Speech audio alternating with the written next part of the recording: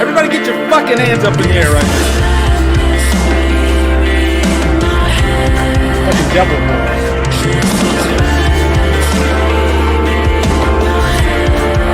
I just want to vibe to this.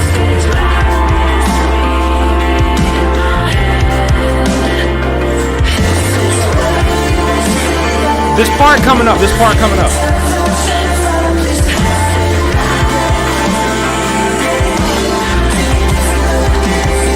That's right, David Jones.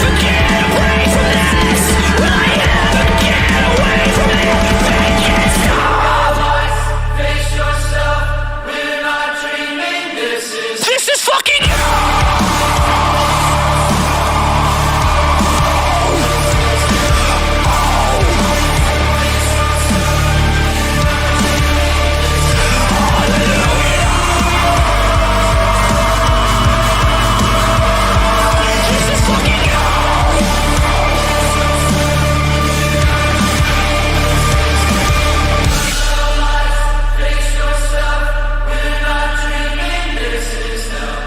We're going to listen to the whole damn song because that's just the mood that I'm in. How's everybody doing? That was Under Oath. The song is called Hallelujah, which is kind of funny. Can you guys hear me first of all?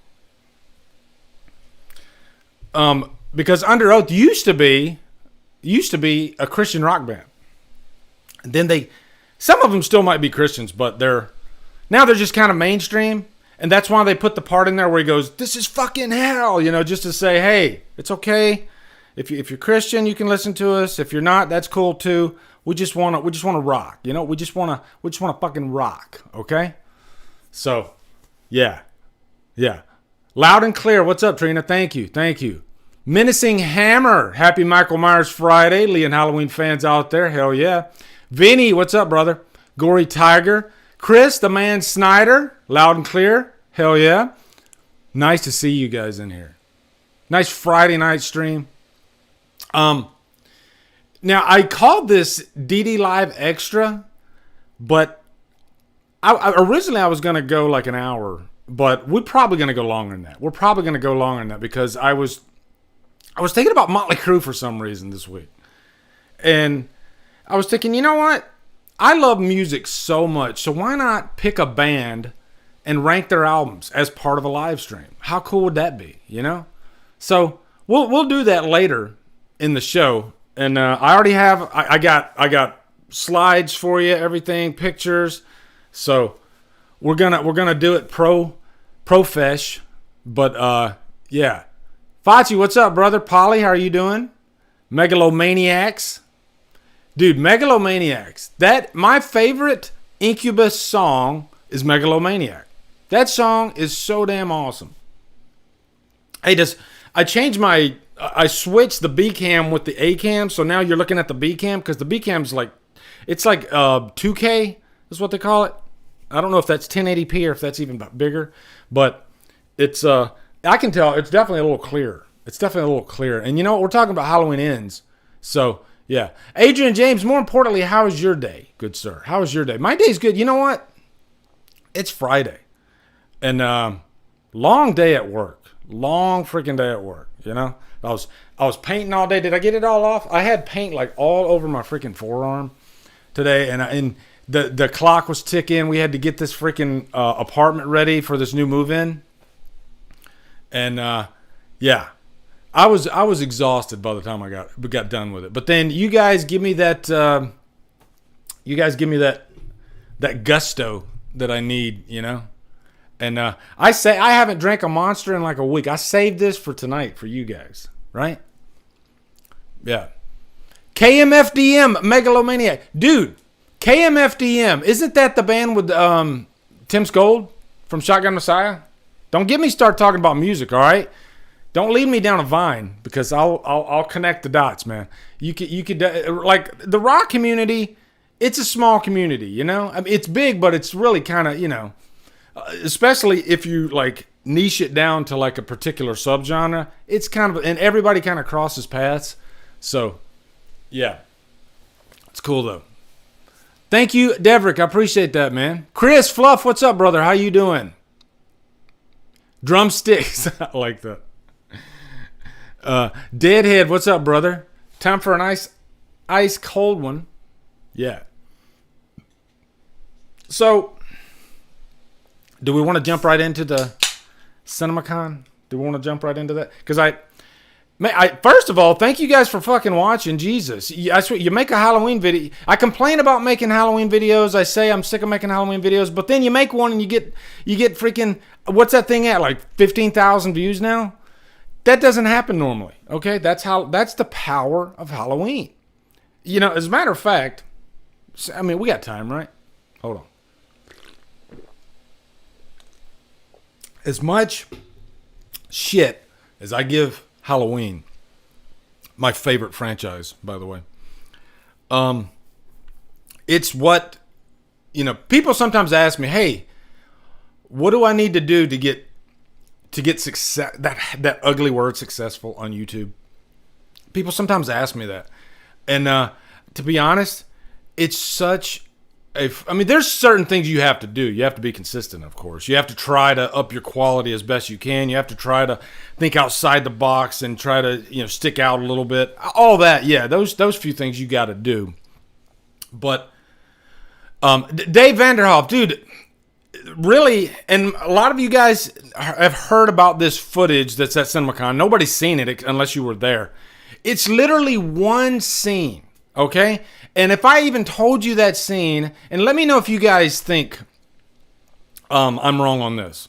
Does that scene, just give me a yay or nay. Does that scene, like, do you feel like that scene is a huge spoiler? Like it's gonna spoil the movie for you? If I mean, we're gonna talk about the scene. I mean, that's the point of tonight. We're gonna talk about the scene, okay? But I'm just curious if you guys think, because I guess there's different levels of spoilers that some people want, and I think it can also depend on the property that you're talking about too. Like certain like Star Wars and Halloween and stuff like that. Some of us, including myself, have bitched.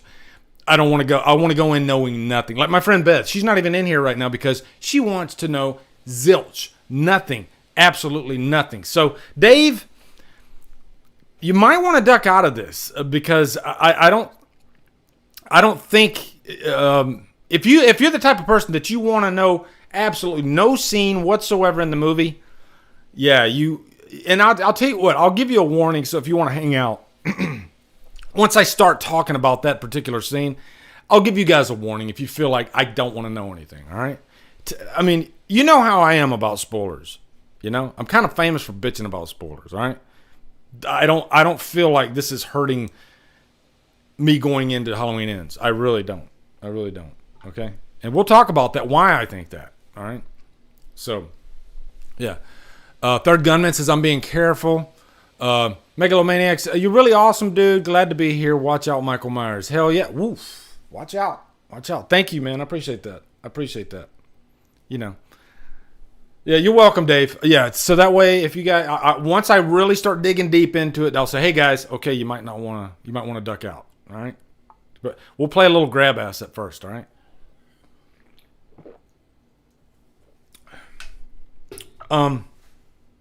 So without talking about the scene in question, there was a lot of speculation. Are they going to actually show any footage at all at CinemaCon? Because they're known for doing that. Did they even do that with like Halloween Kills? I know they did. Remember back Halloween 2018. This was before the Halloween community exploded and were completely divided, and half of them hated the other half. This was before that. This was Halloween Ends when everybody was, or not Halloween Ends. This was Halloween 2018. Remember that, guys? The flowers were just a little bit brighter. The sweet tea tasted just a little bit sweeter. Because we didn't know anything back then. There was nothing to like jump off of or compare it to. And it was kumbaya. You know, before Halloween 2018, it was kumbaya. And everybody was happy. And then CinemaCon comes along and they play this footage, which is basically, I think, the first trailer for Halloween 2018. This footage right here, guys, I'm going to guarantee you right now, this is not the trailer, okay? This was literally... Remember that Halloween Kills, Let It Burn? This is the... I think it's sort of the equivalent of that. Let me know if I'm talking out of turn here, guys, okay? But I kind of can compare it to that. In that it's just a scene, all right? It's not a montage of footage throughout the movie, okay? The only montage part is when they have scenes from like 78. Okay, stuff like that. And the previous two movies, of course. But any new footage, it's literally one scene. That's it. Okay? But, yeah, when that trailer came out at CinemaCon, that footage came out, that really got the juices flowing. And I've said this before. I think Halloween 2018, the success of that movie, $250 million worldwide, there's a big reason for that. I think it was a perfect marketing storm. You had probably 5 different cogs in that wheel that were just lined up perfectly. You got the star power of Jamie Lee Curtis. You got John Carpenter's score coming back. Danny McBride and David Gordon Green, especially Danny McBride, that threw everybody for a loop. Like, wait, hold on. He mostly does like comedies. But even that, I think, was a good thing in that it got people really interested, you know? So also just the premise of it being 40 years from the original. And we've always heard this, like, wouldn't it be cool if they ignored the sibling angle? You know, we've always heard that. And then this was it. They actually did it. They said this will be a direct sequel to the first movie. So all those things came together. And by the way, it was, I'd say, for the most part, universally liked. Not because there's people that don't like Halloween 2018. It happened, all right? There were people that got pissed off about Halloween. But for the most part, it was a crowd pleaser. I guess the biggest example is non-Halloween fans, and dare I say even non-horror fans. I've talked to them, liked Halloween 2018. It was a crowd pleaser, you know? So all those things, and I knew, I don't care how great Halloween Kills is, it's not going to make this type of money again. You know, it was just, there was no way. All these things lined up, there was just no way. Plus, the pandemic really hurt Halloween Kills. So I think the pandemic really pumped the brakes, put a block, you know, a bump in the road in terms of marketing. And by the time the movie came out, too much was already known. What they're doing with Halloween Ends is absolutely fantastic marketing-wise so far. My computer's yelling at me like, why are you doing this to me? But, yeah. So, Halloween Kills comes out, highly, highly mixed reviews. And I think that kind of set the stage to the first thing I kind of want to talk about with this movie. And I knew this was going to happen. Like, say, for instance, that video that I just put out talking about the new footage from CinemaCon. I was like, I guarantee in my comments, I'm scared to even look at them. Because there's a lot of negativity out there right now. I mean, and I'm not saying it's not okay to not like Halloween Kills. No, not saying that at all. It's perfectly fine to go in there and say, I didn't like Halloween Kills, so I'm a little scared about this movie. That's normal. What I'm talking about is there were people that were just like, you know, they just wanted to shit on every little thing about it. And I'm so sick of this. I can't wait till this franchise dies. And don't watch. You know, just don't watch. You know what I mean? Just negativity, like huge negativity. Mark Rent. Yeah, you might be right. I mean, that's part of the YouTube game too, man. Like, I'm not going to lie. I literally thank you for bringing that up, Mark. I literally got home from work, tired as fuck, by the way. And how did I notice this first? Usually like Instagram or Twitter. And I opened up Instagram and I saw one of the Twitter posts. And I almost threw my phone. I was like, holy shit, we got CinemaCon? And so I literally like ran upstairs. You can kind of see that like tempo in my voice, that vibe. Like I was like breathing heavy. I was like, oh my God, big news, you know? And yeah, you do want to be first. You want to get that news out first to something big like this. You know, Halloween, sorry. If you're in the YouTube game, it's a no-brainer. It's a moneymaker, you know? So, but really the big thing, Mark, too, was I was really fucking excited. And I think that's why I posted this thing on Twitter yesterday. I said, you know, I'm paraphrasing my own self, but I'm saying like amongst all this negativity that's going on, at the end of the day, I will die a Halloween fanboy. That's just the way it is. And I can't change that.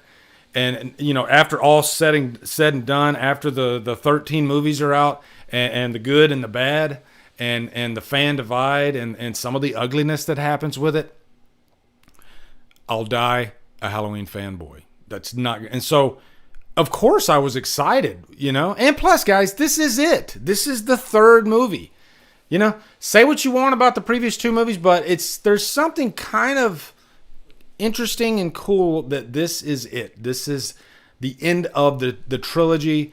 And I'm really curious to see how this thing ends, you know, no pun intended. I'm really, I mean, aren't you guys like curious? Even the guys that don't like Halloween Kills, aren't you kind of curious? Like, wow, what are they going to do? You know? And I can already tell this doesn't look like it's going to be the same type of movie as Kills, you know, or even Halloween 2018, just because it takes place 4 years later, you know, everybody has calmed down a little bit. And like Chris was saying there, he adored Halloween 2018. I think it's very smart that they put this 4 years later. It almost separates itself from Halloween Kills, because if this took place on the exact same night, the exact same minute after Halloween Kills, those guys that didn't like Halloween Kills, they probably wouldn't like the new one either, because you'd have to deal with all the Haddonfield fallout, you know? After 4 years, we can quickly dust that stuff right under the fucking rug, you know? And I get why. I was talking to a friend of mine today, and he said he hates Halloween Kills. I love getting into conversations with friends about these movies. And I said, you know, this is the one movie where we can both lay out the same facts about the movie, and I like them for the reasons you don't. You know what I mean? That's just the nature of this movie. You either like the Haddonfield, you know, mob mentality, the anger. I mean, it's kind of a social message, and some people don't like that stuff, especially these days, you know. So you either are on board or you are not. Get me the fuck out of here, you know. So it's one of those movies where I completely understand those that don't like it. Completely understand. You either like it or you don't. You know, that aspect of the movie.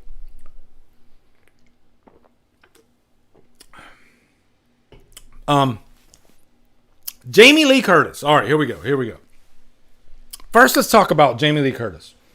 Okay? Because Jamie Lee Curtis has gotten a little bit of a hard time, including by myself, of course. I mean, there's people that have gotten mad at me because of all the shit I give Jamie Lee Curtis, you know? Why do you hate Jamie Lee Curtis? And I've never once said I hate Jamie Lee Curtis. I actually like Jamie Lee Curtis. I can't think of any other character in horror that has had so many chances. And I could be wrong. Let me know in the comments if I am. But she's the only one I can think of that has been back in kind of 3 different timelines, you know? So it's interesting. It's kind of weird. And maybe that kind of rubbed me the wrong way. Or maybe it's just I was so into that whole 4, 5, and 6 Thorn trilogy. Halloween 4 is the movie that got me into the franchise. You know, that's the movie that made me obsessed, flat out obsessed with Michael Myers. They really honed in on the evil of the character in 4. And so much so, and then just giving it an ending that I can't imagine a better ending, especially in terms of like scaring the fuck out of you. Halloween 4 scared the living shit out of me when I left the theater. And I wanted to know more. and Halloween 5 came along. I have an affection for Halloween 5. I do, but it's another one of those movies. If you don't like it, I completely understand. 6, guys, okay? There you go. 6 is my baby. All right? 6 might be the most rewatchable movie for me of the franchise. I've probably thrown in 6 more than most of the movies. It's just so easily digestible, I guess. I have such a good time with it. That Thorn trilogy, that's a big reason too, I think, why I was kind of bummed out when H2O came back. And when I first heard about H2O, I was like, oh, that's interesting. That's interesting because they're going to bring Laurie Strode back. And, the way that they killed her off, it wasn't on screen in 2. It was through, Halloween 4 basically stated that she was in a car accident and she died. So I always knew that they left that door open because just in case Jamie Lee Curtis ever wanted to come back, she could. So I'm not saying when I first heard about H2O, I was like, no, fuck that, get her out. No, it wasn't. I was actually excited as hell when H2O was announced. And keep in mind, guys, I remember reading in, I think, Fangoria magazine, and they were talking about upcoming horror movies. And not even movies that are like in production. They were talking about movies that are like pre-production. And they said Halloween 7. They didn't even say H2O. It wasn't even called H2O yet. It just said Halloween 7, and we knew nothing about it. And I was like, ooh. And then it was announced that Jamie Lee Curtis was coming back, and I was really excited. This is really cool because at this time, Jamie Lee Curtis hadn't done any like real horror movies, since one of, I think, what was it, like maybe Terror Train, or help me out, guys. What was Jamie Lee Curtis's like last Scream Queen horror movie before she went legit, and did non-horror fare for a while until she eventually came back to H2O. It's somewhere in there. But yeah, when they brought her back, I was excited. And then I saw H2O, and I'm not going to lie to you guys, because a lot of you guys have stated that for nostalgic reasons you love H2O so much. And I get that. That's cool. That's probably one of the reasons why I love Halloween 4. I guess my one question, it probably wasn't because of the scares. And there is some exciting moments in Halloween H2O, but it kind of left a sour taste in my mouth. If one, it felt too short. 2, I didn't really like the score. I didn't like the way Myers looked. It felt watered down. Funny enough, it's called H2O. So this was like this. And then the next movie after that was Resurrection. So we got this great trajectory, for me anyway, going on with 4, 5, and 6. And then a stumble, and then a complete let's fall flat on our fucking face. That's what Resurrection was.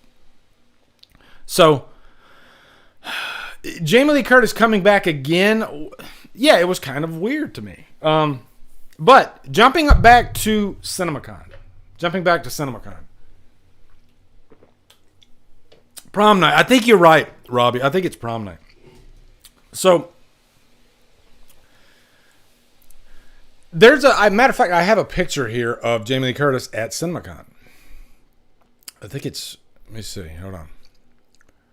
Oh, don't look at that. Hold on. Let me close your eyes for a second, guys. I'll tell you when you can open them. All right. Yeah. Okay, you can open your eyes now. All right. All right. So let me find Jamie Lee Curtis. Here we go. Is that it? Yeah. Yeah. There's Jamie Lee Curtis at CinemaCon, and she comes out, and what does she say? She says, "It's going to fuck you up." She says something like that. And immediately we thought back to, we've been down this road before, right? She came out in Halloween 2018 and said, it's going to scare the living shit out of you. And then Halloween Kills, she comes out, and I got to correct myself here. She says she literally called Halloween Kills a masterpiece. And at first I didn't remember her stating that, and one of my commenters said she called it a masterpiece, and I commented back to him, and I was like, Can you provide proof of that? Because I don't remember her actually saying that it was a masterpiece. But, you know, if I'm wrong, I'm going to tell you I'm wrong, and I was wrong. She did say that. She literally said Halloween Kills is a masterpiece. So, when she comes back out this third time and says, it's going to fuck you up, she could be right, but then we're dealing with the boy who cried wolf here, you know? And by the way, I really like Halloween 2018, and I loved Halloween Kills, okay? Having said that, I wasn't like, I don't think Halloween Kills was a masterpiece, and I definitely, like, Halloween 2018 definitely did not scare the shit out of me. But I'm sure it scared somebody, you know? I'm sure, like, 14-year-old girls might have been scared by that, okay? I haven't been afraid of a movie probably since Halloween 4, if I'm being honest. And I've had moments. I got to take that back. Blair Witch Project. That one did fuck me up, okay? Like, the end of Blair Witch Project, because I thought it was real. I really did, because this was when the hype just really started kind of bubbling over, and nobody really knew the truth about it. And so I went and saw it in a theater, and it was a different experience. You know, I'd never seen it. It was like watching a documentary, real footage in a theater, which was strange. And then at the end, again, thinking these characters are real. Pretty damn frightening at the. Now, if you haven't seen the end of Blair Witch Project, fingers and ears, but for 10 seconds. But yeah, when he's like standing there in that corner and the screaming and everything. That movie was just a lesson in, like, you don't have to have $10 million to scare an audience. As a matter of fact, I almost think the bigger the budget, the harder it is to scare somebody, because, you know, all the glitter is there on the screen, you know, all the bells and whistles, spare no expense, all that stuff. The more you do that, for me anyway, the less it scares me, you know. Whereas, that's not always the case. Like, The Exorcist looks like a freaking $1 billion movie, okay? And it's arguably scary as fuck. So, but I do think you got a better chance of scaring an audience. Hey, Byron, how you doing, buddy? If it feels a little bit more low budget. You know, like Texas Chainsaw Massacre? That movie felt low budget. It did. And the 16 millimeter and all that. Yeah. So... But yeah, getting back to Jamie Lee Curtis, so I have a point here, okay? She did catch a lot of crap. I'm going to defend her a little bit. Because she's doing a job, you know?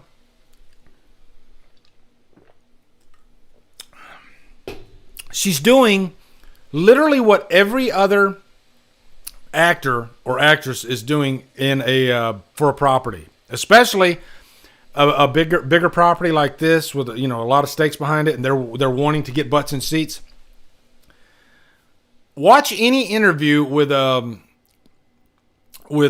lead actor or actress, and I guarantee you, every one of them, they're praising the shit out of the movie. And you know what? Many of them probably have never sat and watched the whole movie. You know, in the Johnny Depp trial, that he was talking about Pirates of the Caribbean, and eventually, in the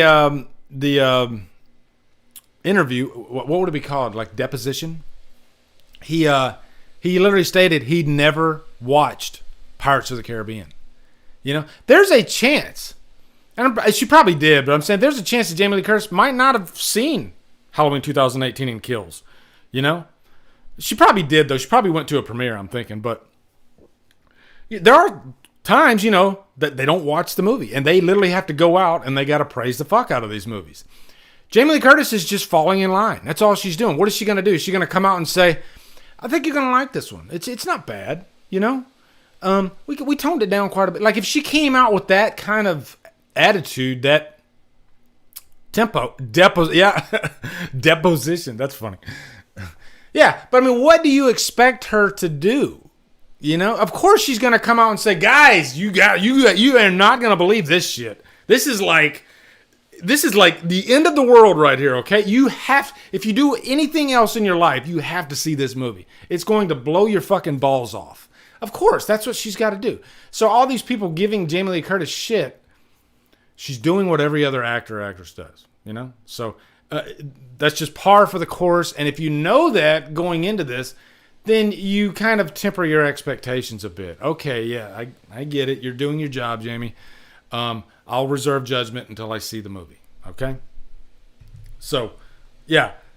Not a big deal that Jamie Lee Curtis is hyping a movie, because there's a lot of money on the table, right?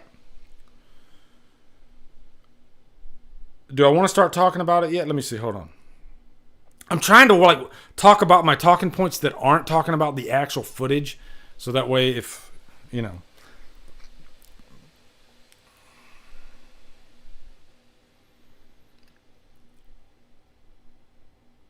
Yeah, I think we got to start talking about the footage, guys.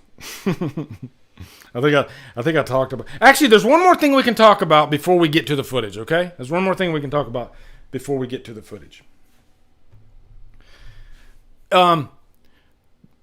People give Halloween the franchise shit all the time because of the fucked up continuity, and they're not wrong. This is one of the. I don't know if it is one of the worst. Texas Chainsaw Massacre's continuity is so freaking out there. At least you can look at each timeline in the Halloween franchise, and there is at least 2 movies to go off of, if you're excluding Season of the Witch, of course. All right, but I think a good thing about that is that you can throw in any of these movies randomly. You don't have to start from the beginning. And I find myself, and it's not like, damn, should I throw that previous one in first? Like, should I throw in H2O before I throw in? No, you never have to do that. You can really literally flip a coin. Oh, Rob Zombie's Halloween 2. Cool. I'm going to go throw that in right now. I've done it many times. Matter of fact, I've probably watched Rob Zombie's Halloween maybe a fifth of the amount of times that I've watched Rob Zombie's Halloween 2, just because I much prefer the second one. I love the second one, Not a big fan of the first one.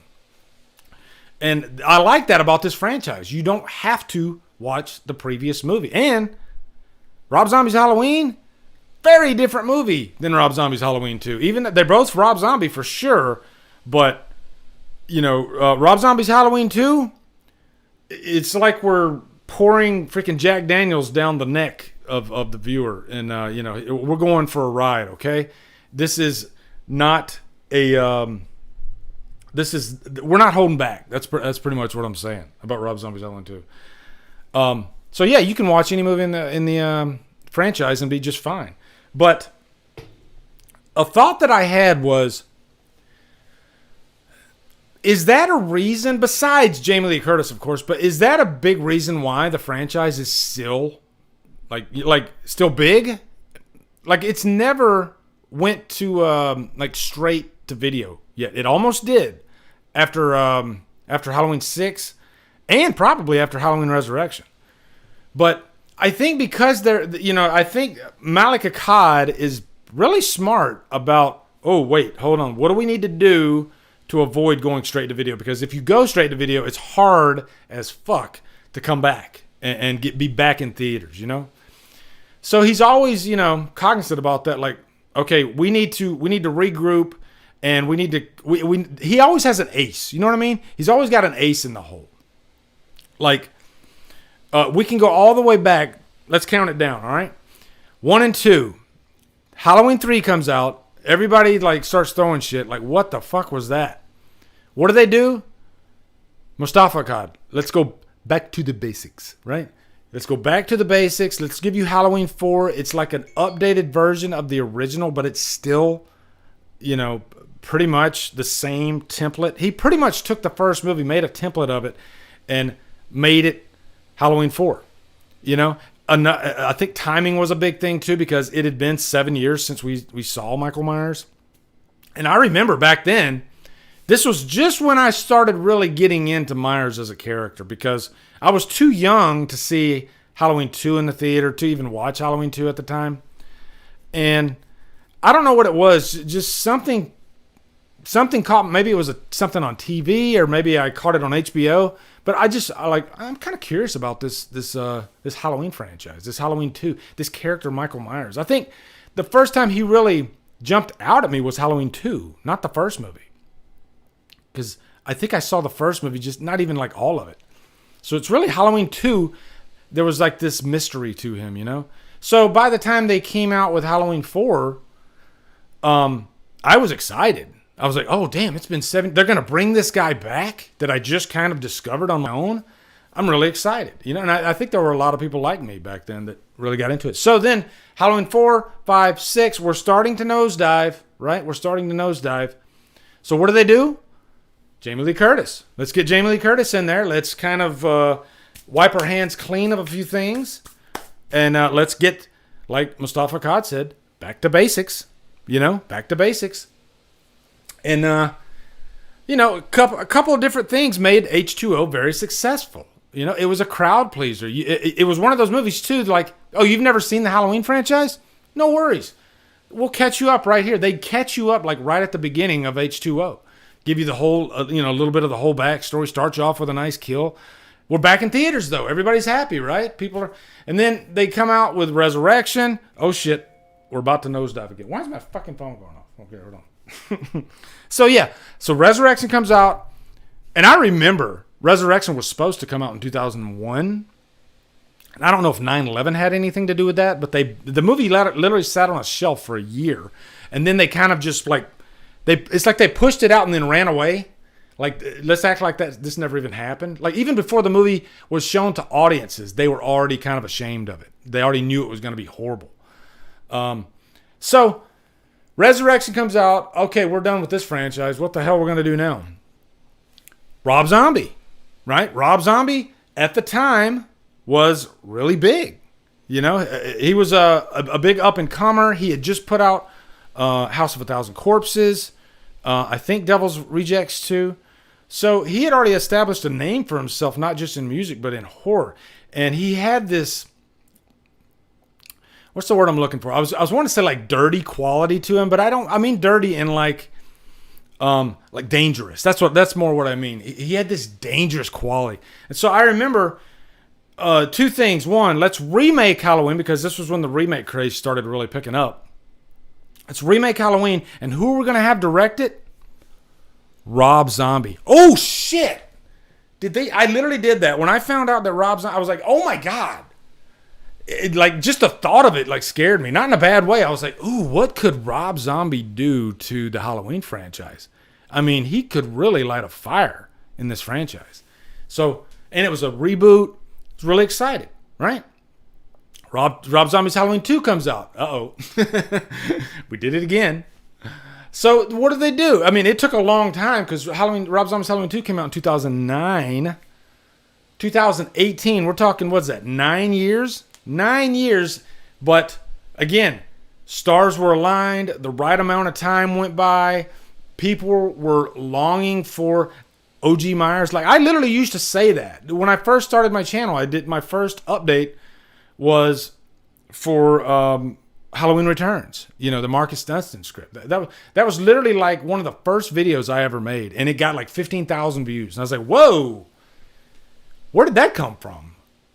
I thought Halloween was just this little niche crowd, and I expect it probably have the same, toxic fan base, So I think Halloween's just, it's a product of the social media age. You're gonna have that. So, are you guys having trouble? Is the page freezing or something like that? I don't know. Hold on.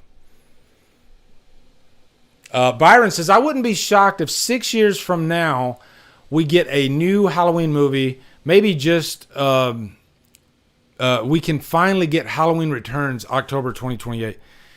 I don't think that's going to happen. I think, once it's gone and also it's public, I don't see Malik Akkad saying, hey, let's go back and make that script. And it was a good script. It was fun. But translating that to the screen could be a risky proposition. Just because you got Michael Myers on death row. And the way it reads in the script works. It's very descriptive, especially when the lights go out and then everybody starts screaming. If they shot that right, it could be pretty awesome. Because before I read this script, I already knew about Michael Myers on death row, and I rolled my eyes like crazy. But the stream buffered and acted like it disconnected. It's fine now, it seems like. Okay, thank you, Amanda. I appreciate it. Yeah. So, yeah, Byron, to your question, I think those days are over. I don't think we're going to see Halloween Returns. I just don't. What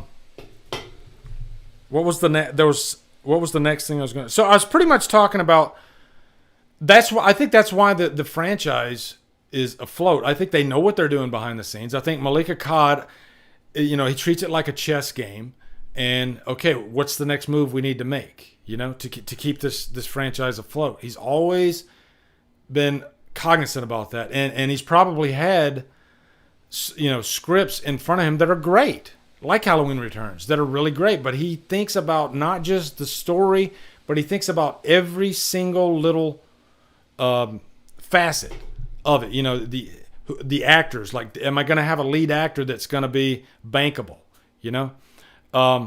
Timeline wise, how old is Michael Myers going to be in this thing?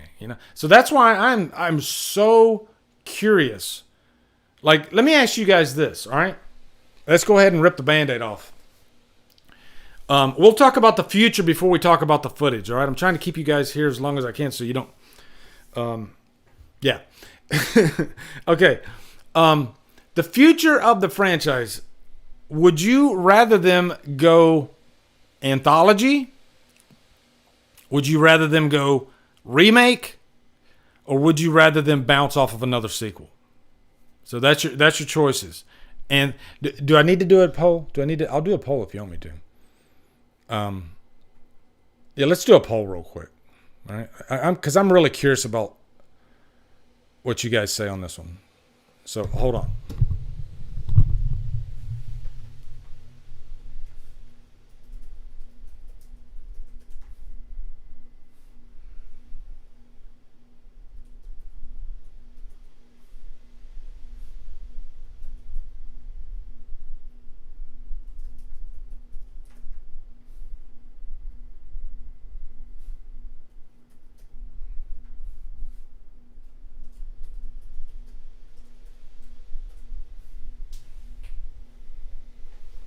All right, here we go.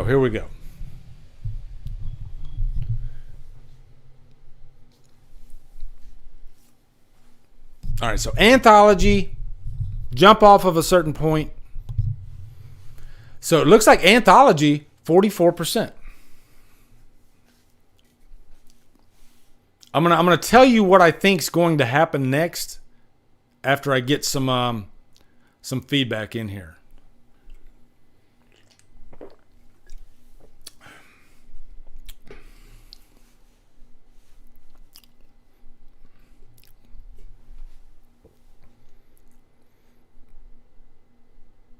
Let's see if I click that. Yeah. Holy shit, it's pretty. Let's see. Anthology and sequel are neck and neck.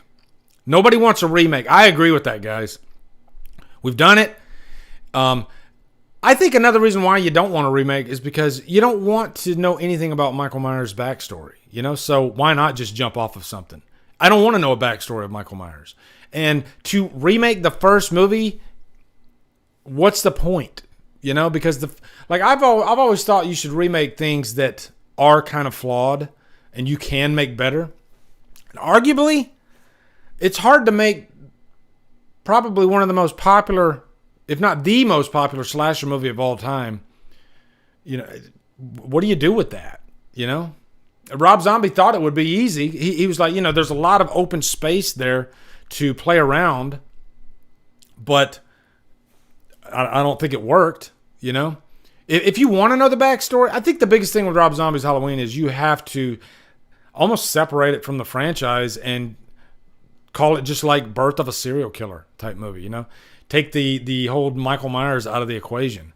Maybe it works a little bit better with that, but it just feels so different. The first movie probably has the best tone of any slasher I've ever seen, And I'm not even trying to be biased here. Every time I watch every time I watch the original Halloween, there's something about it that feels new. Every single time I watch it, there's something that kind of jumps out. Do you guys understand what I'm saying here? Like, do you guys get that vibe when you watch the original Halloween? Like, there's just this.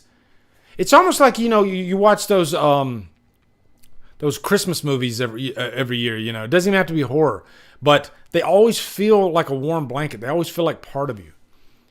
But with Halloween, it's that, but it also I like rediscover something about it every single time I watch it. When I watch it in the theater, especially, I notice something different about it. Like one time I watched it and the breathing was much more pronounced than I remembered, and that just made the experience that much better. Especially the end when Loomis goes over the balcony, he looks down, and the theme starts playing, and just that cold chill just goes down your spine with Loomis's face.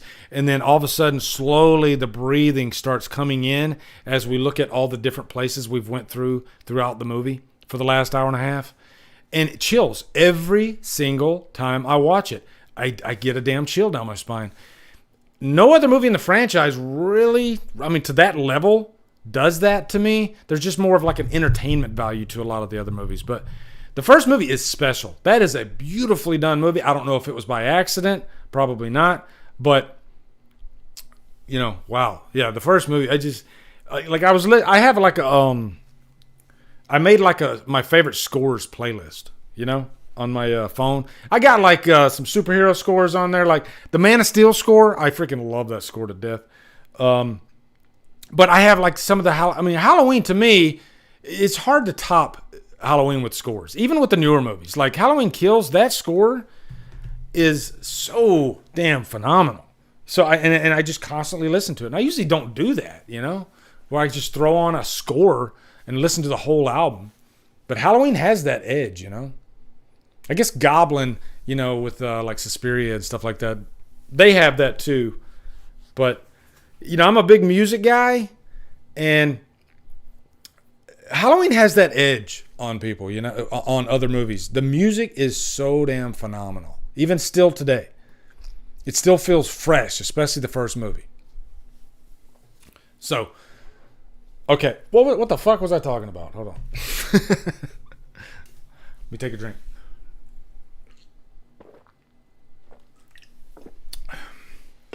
Oh, yeah, I was talking about the future of the franchise. All right.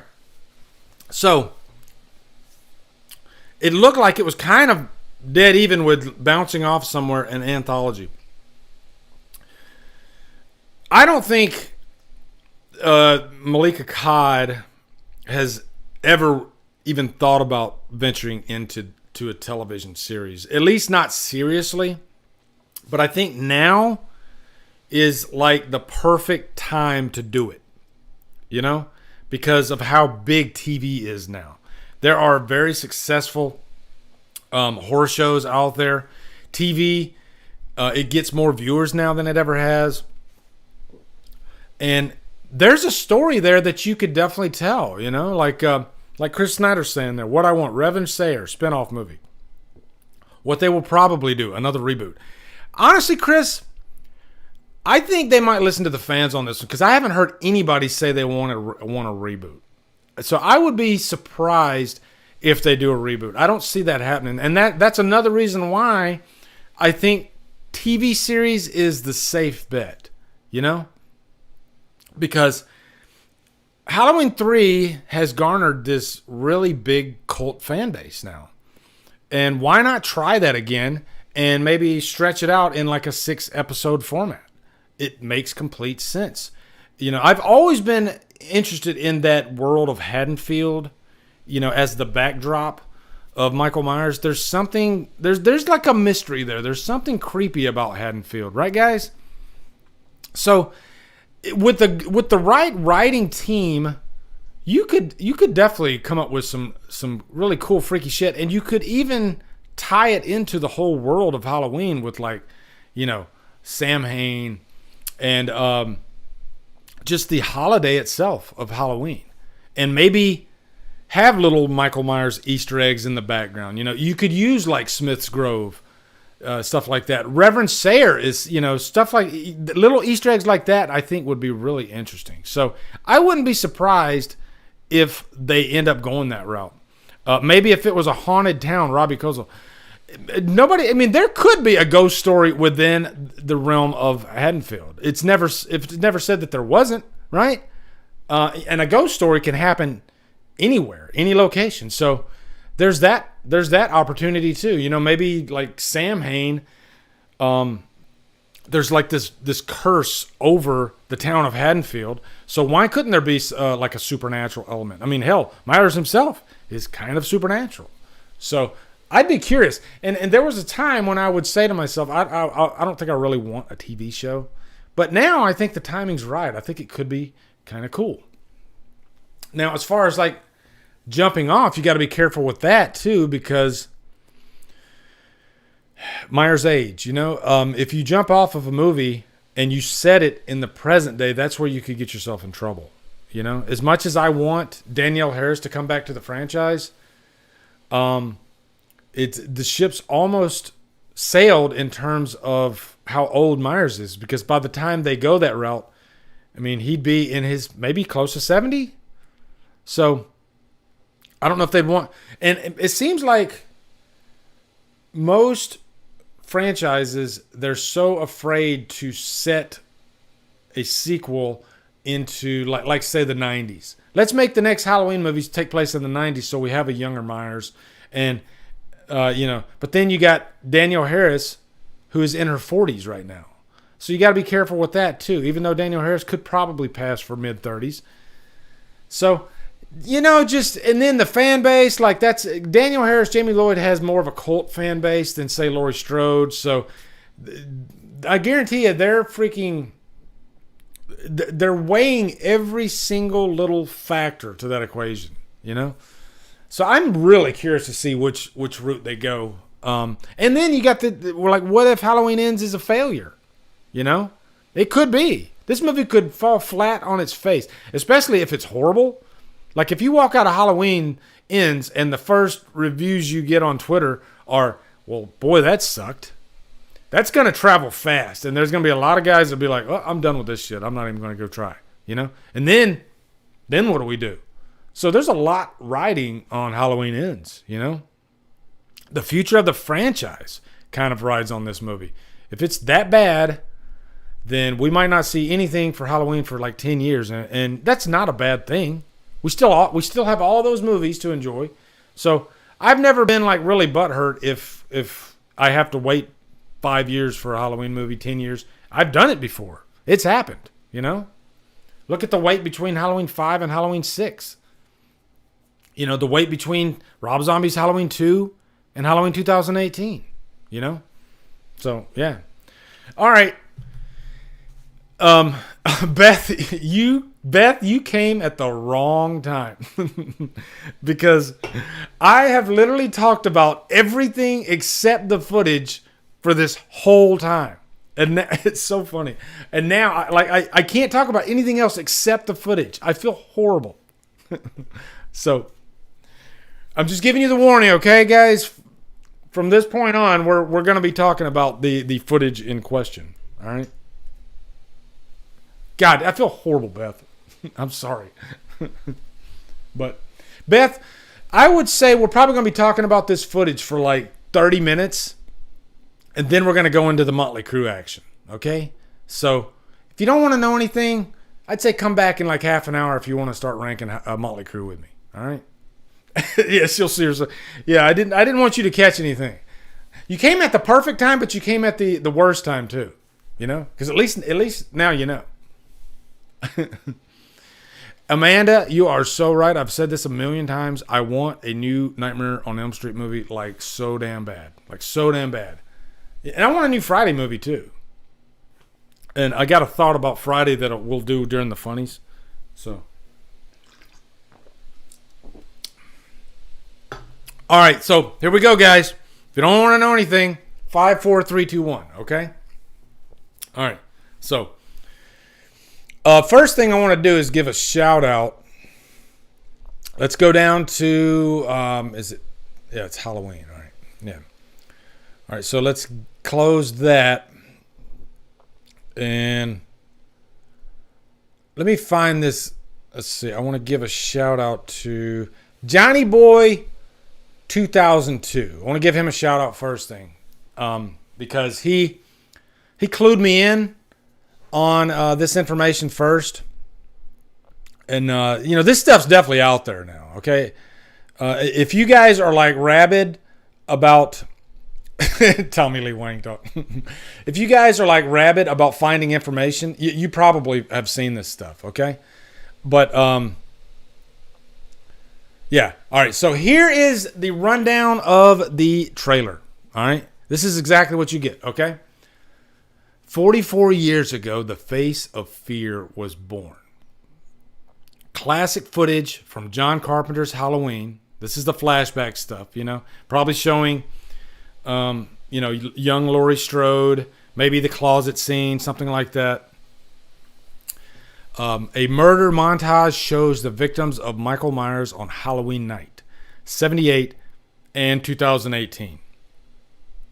Which is kind of weird because I was thinking after all said and done, you got 78 and then these three movies that take place in the present day.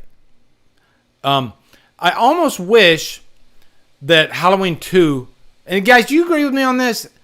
And just ignore the sibling angle, okay? But I really wish that Halloween 2 was part of this canon. I mean, they even used footage from Halloween 2 in Halloween Kills. So, thinking back, I'm wondering if they thought that. Like, damn, we should. But, you can't because of the whole... Unless there was this big twist that came out that he actually wasn't. He wasn't her brother. Maybe the files got mixed up, something like that. So I think they could have worked around that. It would have been cool though. So anyway, pressing forward. Another voiceover by Jamie Lee Curtis. Every scream, every scare, every what does that say? Sash? That doesn't say. Does that say sash? Guys, what am I missing here? Hold on. Slash. Okay, every slash. I had something in the way of the L. Okay.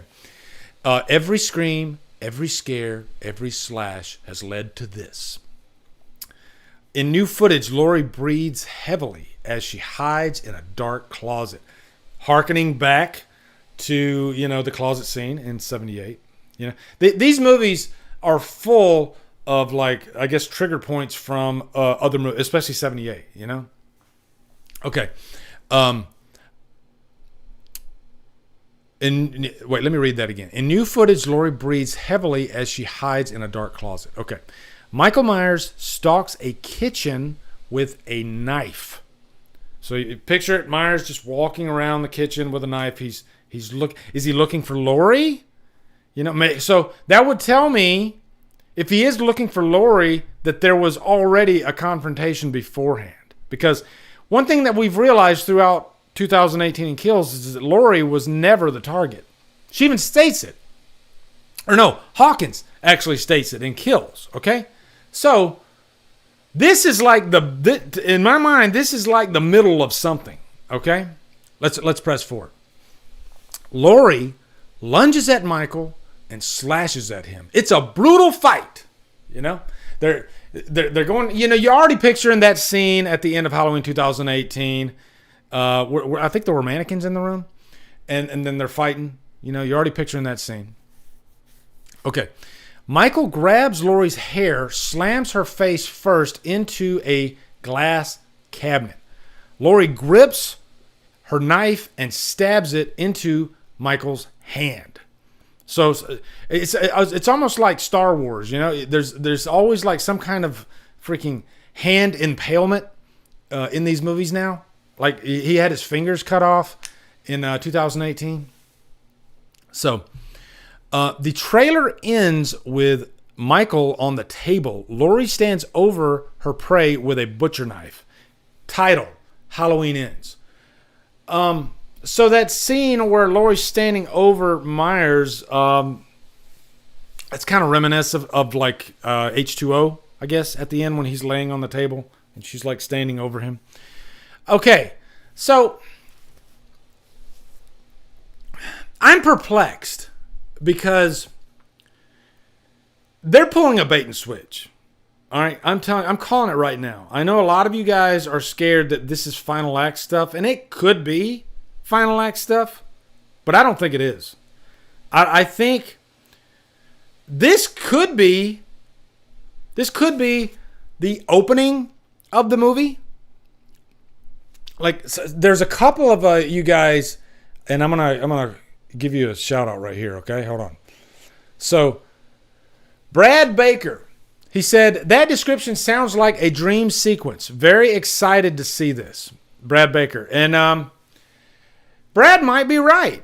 And the reason he might be right is because Laurie is holding the knife over Myers. And that kind of sounds like what they would do right before a cut of the end of a dream. Am I right on that, guys? Doesn't that seem like Laurie's holding the knife up, and then as soon as it goes down, boom, she wakes up. So I think there's a possibility that could be a dream sequence. And then we got another one over here. Austin Crease. He says, and let me preface it. I said, guys, regarding the kitchen fight scene shown at CinemaCon, keep in mind this could be a small piece to a much larger puzzle. Okay? Ends looks to be very different film than the previous two. I'll reserve my judgment.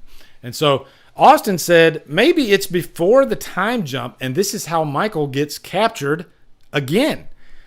And Austin, that's actually a pretty cool observation because you might be right. You might be right. This might be the opening of the movie. You know, we might not have jumped 4 years into the future yet. This might be how Myers gets caught. And so and logically, this makes the most sense instead of having to have Myers like a hermit living in a freaking barn, you know, for 4 years. It makes more sense for him to be in, you know, locked up. And, you know, Myers, when he's locked up, if he doesn't have like a mission, if there's not a trigger, then like he did for 40 years, he's just, you know, he's just there. He's vacant. He doesn't really care about anything.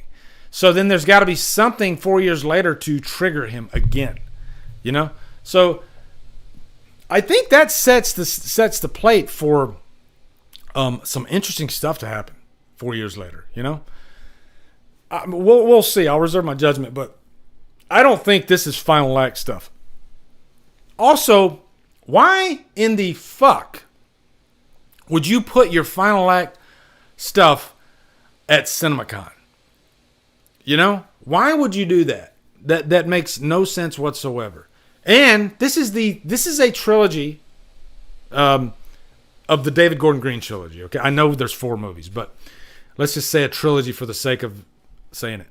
This is a trilogy. This is the last movie. You know, they got to have some kind of like ace in the hole here. They got to have some kind of ending. Like Jamie Lee Curtis herself said, this is going to piss a lot of people off. And I take what Jamie Lee Curtis says with a grain of salt, but Nick Castle went further and stated that nobody's going to expect this ending. Now, Nick Castle could be doing what Jamie Lee Curtis is doing. He could be hyping this movie up to get your butt in the seat. He could be doing that, okay?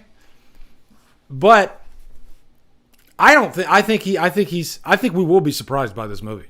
I really do. You know, David Gordon Green isn't going to just write a third movie and make it cliche and pretty much the same slasher by the numbers. If anything, as much as a lot of people hate Halloween Kills, you got to admit that at least they tried something different and maybe they went a little overboard with it. But I think we know, what do we know? We know that Halloween Ends is going to be intimate. He stated that before, okay? It's going to be smaller in scale. It's going to be much more personal. So personal could mean something to do with Allison or Laurie triggers Myers into coming back. You know, there's so many different ways you can look at this. So I think they did this on purpose. I think they showed us that little scene. They didn't want to give us any. Let's show them the most typical, predictable footage. Granted, exciting. You know, the reports out of CinemaCon were that was some crazy. That was some violent ass shit. Like, out of all the reports out of CinemaCon on the Twitter, I never read one that says this looks like it's going to be horrible. You know? There might be something like that on Twitter now, but I haven't seen any. Everybody said this looks like it's going to be interesting. So, yeah, but I mean, what do you guys think? Do you guys think this is final act stuff? I don't. I think they know what they're doing. You know? If anything, it has me even more curious. I think they don't want to tell us anything. I'm really curious to see what the trailer is going to be come June or July timeframe, because that's not gonna that might be in the trailer, like a moment of that might be in the trailer, but I think the trailer is going to be very different. Personally, they could not show a single thing, and I would be fine with that. I would be fine. Like, would you guys be fine with just going into this movie not knowing nothing? You know, because let's face it, if they put a trailer out there, we're probably gonna watch it, right, guys? Most of us are. But I wouldn't be mad if they didn't. Okay, I wouldn't be mad if they didn't. It would just be that much more exciting, and that's part of the reason why I think I'm really excited about this movie, is because unlike Halloween Kills, I still don't know anything. You know, even like outside of that footage that they just gave us, which is not surprising. Of course there's going to be a fight. Is there going to be a fight between Myers and Laurie in this movie, in the third movie of a trilogy, with the lead star being Laurie Strode and Michael Myers? Of course there's going to be some kind of showdown. So let's give them something that they already know is going to be in there. They know exactly what they're doing, you know? They know exactly what they're doing.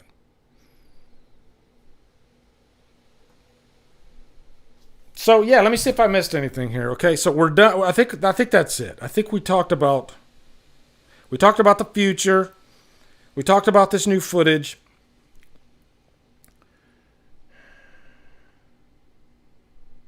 Yeah, we talked about first act capture. Yeah.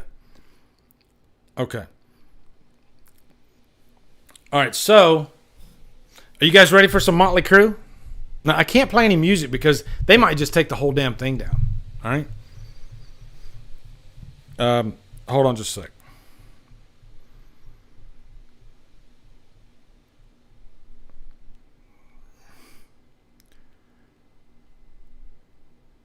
All right, here we go. All right, Motley Crue. Why am I doing this? Well, I kind of told you at the beginning. Let me go over here. Is it topical slides? Yeah. Okay, Motley Crue. I figured, you know what? I always try to sprinkle some music in these streams. I am a massive music fan. I love music to death. And Amanda, me and Amanda are both really big Silverchair fans. And yes, Amanda, I'm going to do a Silverchair ranking sometime down the line too. There's certain bands like Tool, definitely going to do a Tool ranking. But Motley Crue is a good way to get my feet wet, you know? And I think Motley Crue are like the undisputed kings of 80s metal. Like 80s hair metal, anyway. You know, that ugly term, 80s hair metal. And I watch a lot of those interviews with those bands like, you know, like Slaughter and Rat. And there's a lot of interesting stuff out there, guys, if you look for it. Like, I was watching this interview with Dana Strum from the band Slaughter. But I mean, his history, he worked with Ozzy for a time there, and he's one of those guys that just kind of like sat back and observed everything. And he worked with Vince Neil too, actually. But he kind of just sat back and observed everything. He said, you know, Ozzy told him, you don't do cocaine? Come on, you do cocaine. And he's like, no, I don't do cocaine. He drank a little bit here and there, but he said anytime somebody would be on drugs, they'd be on cocaine, they would be a complete dick or be a complete asshole, or they'd just be out of it. But the thing he was talking about was they went from playing arenas in 1 week to almost literally the next week, the next month, they're in a freaking bus, going to these podunk towns.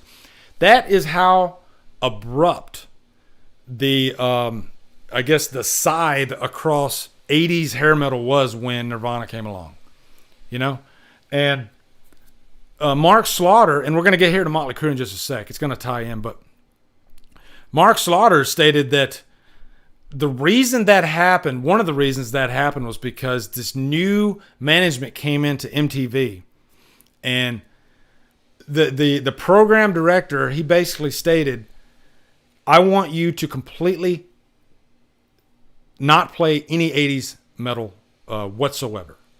This new guard is coming along, Nirvana, and we're going to only play this stuff from now on. It was that abrupt. And they went from being played in constant rotation to not being played at all. Yes, you can, Beth. Yes, you can.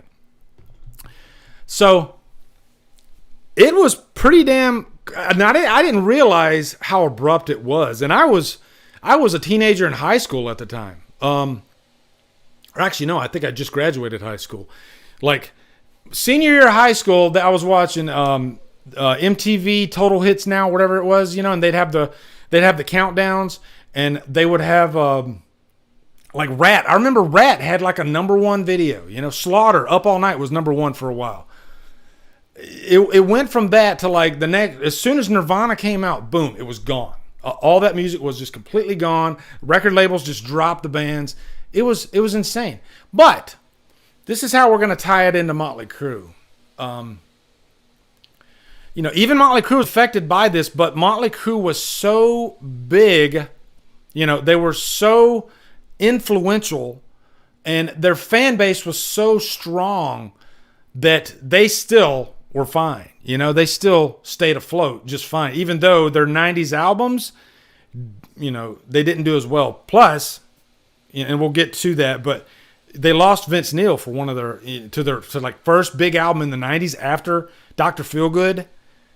The next album was right in the middle of grunge, and they didn't have Vince Neil. So there's two things right there that were way against them, But they were Motley Crue, like Aerosmith. They were so big that they still managed to have a fan base, that was kind of thriving off of their previous material, their 80s material. But a lot of those bands that were, still trying to make a name for themselves in the 80s, like Slaughter, they went from airplanes and arenas to station wagons and interstates, and it's brutal. You have to be really tough to survive it. Motley Crue is probably my introduction to 80s hair metal. I used to go did you guys go to the skating rink when you were young?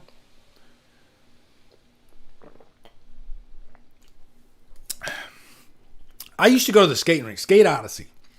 And I remember the skating rink, they would play videos from MTV. And there'd be a lot of, mostly it was like the new wave stuff, and you'd have like Genesis, and you'd have like Flock of Seagulls. But MTV during the day, and I'm talking like Shout at the Devil era. Okay, this is when I first heard about Motley Crue, saw Motley Crue. The first video I saw of Motley Crue was Looks That Kill. And this was a video that MTV didn't play in like their daytime rotation. It was usually like late at night, And I remember I was skating and they showed the video to Looks That Kill. And I was like taken aback by it. I was just like, wow, that's a band. They don't feel like they're a gimmick. Like they feel dangerous. They feel kind of like tough. Like there's a quote that Vince Neil was saying that one guy was giving them crap because they had on makeup, and he was like, "Yeah, we might be wearing makeup, but we'll still kick your ass," And you believed it. Motley Crue, they seemed like the real deal, And they had the image, the pentagram, Nikki Sixx lighting his legs on fire. I mean, and the music was just really cutthroat, not giving two fucks whatsoever. They pissed off a lot of the Bible Belt folk stuff. Yeah, that everything was planned out. That pentagram that you see on the screen right now, Nikki Sixx knew exactly what he was doing. How do you make a name for yourself? You got to ruffle some feathers. Kiss did the same thing. You have to the music's not enough. You have to ruffle some feathers. You got to go big, big hairspray, all that. Motley Crue did it right, because eventually, when you have bands like Poison come along, and I like Poison, don't get me wrong. Luckily, they had great music, but there were a lot of bands that didn't have great music, and then they were trying to look too feminine. Motley Crue, they looked like tough motherfuckers that wore makeup, but the makeup felt almost like war paint. You know what I mean? It didn't feel like they were trying to look like girls. So there was a danger, and they backed it up. With the stories. Like if Motley Crue came out today, oh my God, they'd probably be canceled within a week. But they always seem to get away with it. So anyway, yeah, let's now what you're here for. We're gonna count. I'm really excited about this. We're gonna count down. We're gonna rank the Motley Crue albums, okay? And I want your ranking too. So let me see, how many albums are there? How many Motley Crue? How many do I have here? Hold on, let me see. I got 1, 2, 3, 4, 5, 6, 7, 8, 9 albums. Okay. This is the full-length studio albums. This will not be greatest hits packages. I know that there are some singles that aren't on any of the albums. If I had to say what's my favorite of those singles, I'd probably say Decade of Decadence is probably my favorite Motley Crue compilation. Primal Scream and Anarchy in the UK, those are two really good songs. If I Die Tomorrow is off of their 2-disc collection of their hits. That is a really great song, okay? And I almost wish it would have been on one of their full-length albums, because that is one of their better songs, If I Die Tomorrow. But unfortunately, it's not on any of their albums, so I can't weigh the quality of the album with that song. So know that going into this, we're not going to be doing like greatest hits albums, okay? So having said that, let's jump into number 9. And what is your number 9? What's your least favorite Motley Crue album, okay? I want to do this together, all right?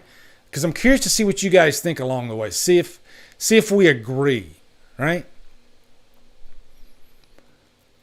And I gave a fresh listen. I lost you. Hold on. Yeah, I gave a fresh listen to a couple of these albums, and you can probably guess the later albums I don't listen to as much. So I gave a fresh listen to them just this afternoon. Okay?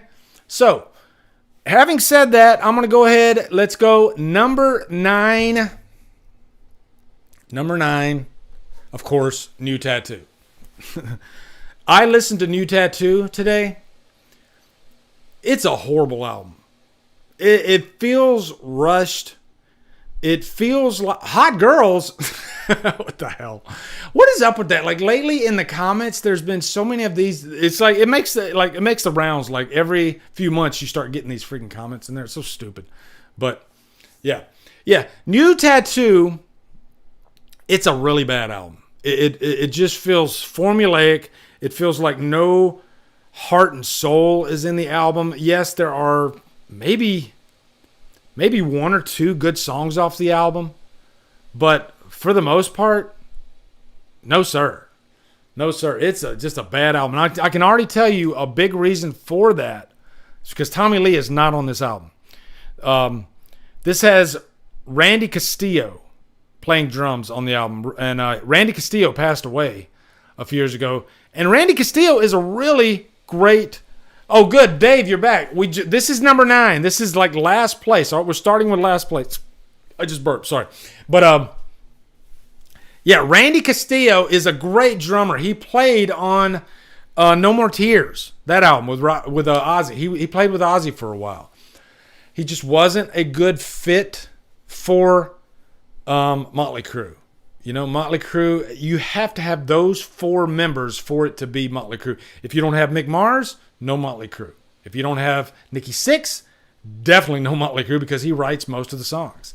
If you don't have Vince Neil, no Motley Crue. And if you don't have, who am I missing? Tommy Lee? Yeah. Mike Chabante, what's up, brother? Nice to see you. Yeah, Tommy Lee is, all 4 of the members are essential. And you notice that, like, most really, really successful bands, usually all 4 of the members or 5 of the members are, like, equally important. That's Motley Crue. Equally important. So, New Tattoo just didn't, there was no heart and soul into the album at all. At all. It felt so rushed. It felt like an album full of throwaways. And that's just a shame, you know, because a lot of times when a band puts an album together, they start out with probably double the tracks, and then they narrow it down. But it's sad because every single one of these songs feels kind of bland, you know? Nothing special. I will never, ever listen to this album again. There's one track on the album I thought was pretty decent. And I'd like to highlight a good track if I can. Let me go over here and I'll pull up Motley Crue. We're going to have to... Yeah, Motley Crue. Here we go. So I want to tell you at least a good track off of this, all right? Discography. Here we go.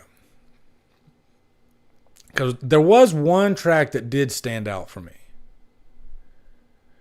Oh, and by the way, The Dirt's not going to be on here because that's a compilation album. But let me just say, one of the worst covers I have ever heard in my entire fucking life is Like a Virgin. Motley Crue should not be touching Like a Virgin. It's just a really, really bad version. Okay? Why is that? Albums. There we go. I know I'm stretching this out, guys. I apologize. I just wanted to give you like the one good song that I thought was on this album. I think it's Punched in the Teeth by Love, maybe. No, I think Fake. Fake might be the only really like good song off of this album. You know what? I'll play a little bit of it for you because I could just, if I clip this out. Actually, if I play it I can play like maybe 2 seconds of it, right? Hold on, let me see.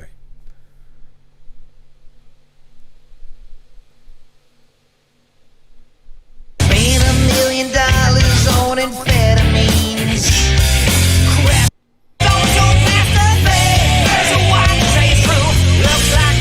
Yeah, that's all you get. That's about the best you get on this album. Okay? Let's press on. All right, so let's go number 8. What is your number 8? What would you think is number 8 for Motley Crue? All right. My number 8 would be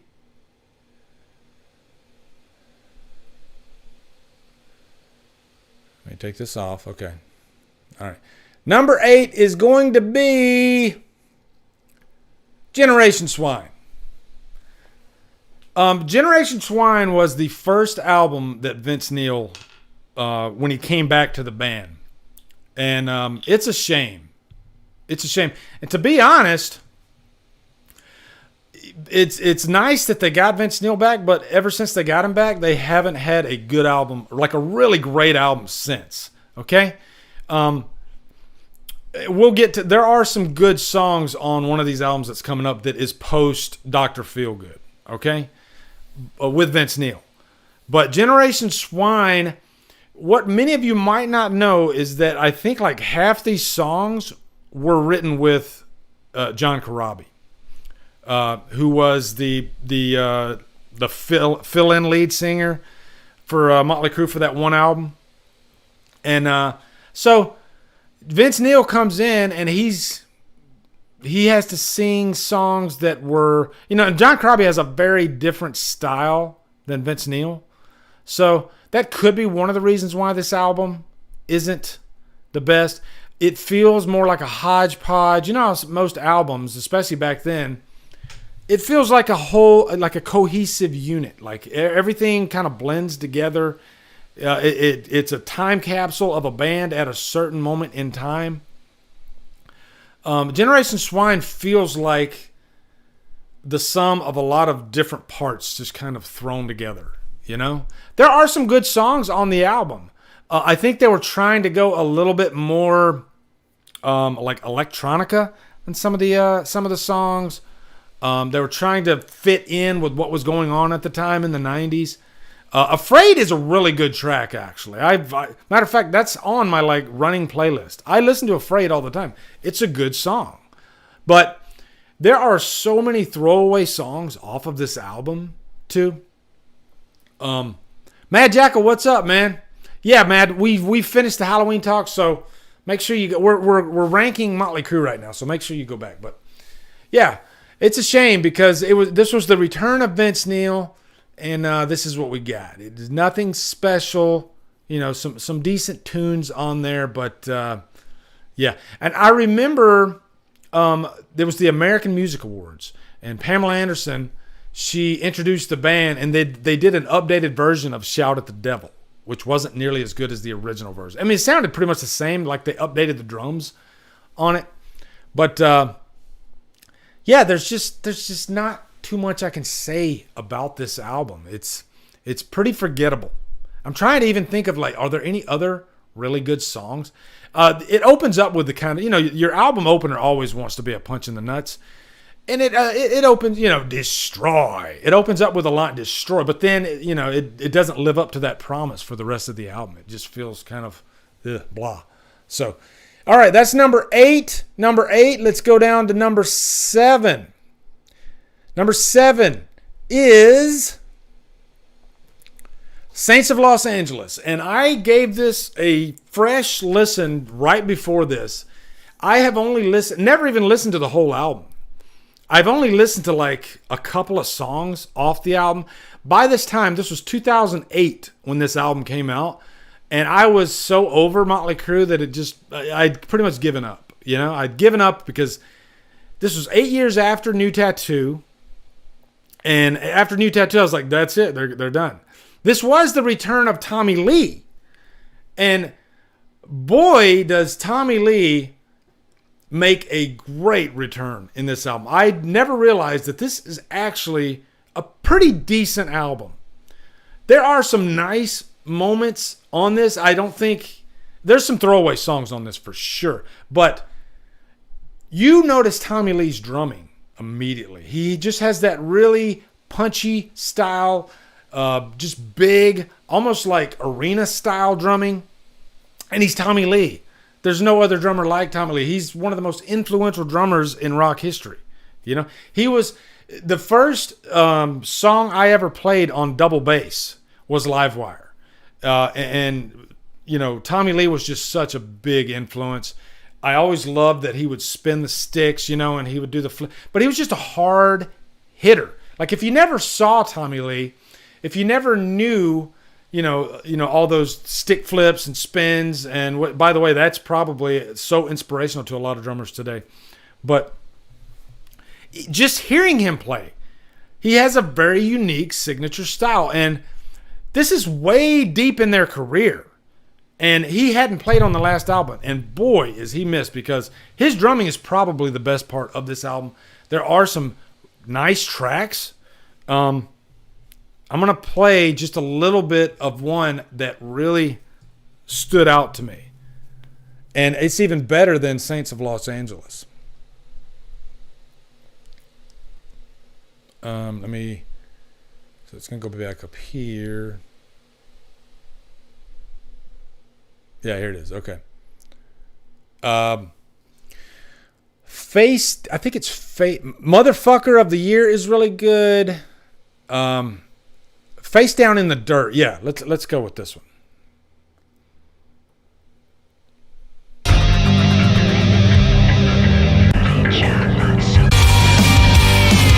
There you go. Listen to that fucking shit. That's good shit, right, guys? I had never even heard that song before until today, and I was like, oh shit, this is good. This is really good. I wish I could play more for you, but I don't want to get this video taken down. But yeah, man, they came back to party on a few songs on this album. Okay, so I gotta give them credit, and they're pretty old by this time, but man, yeah, this album has a lot more energy than New Tattoo. You know, the energy is back. And I think Nikki wrote some pretty decent songs this time around. And this is their last album.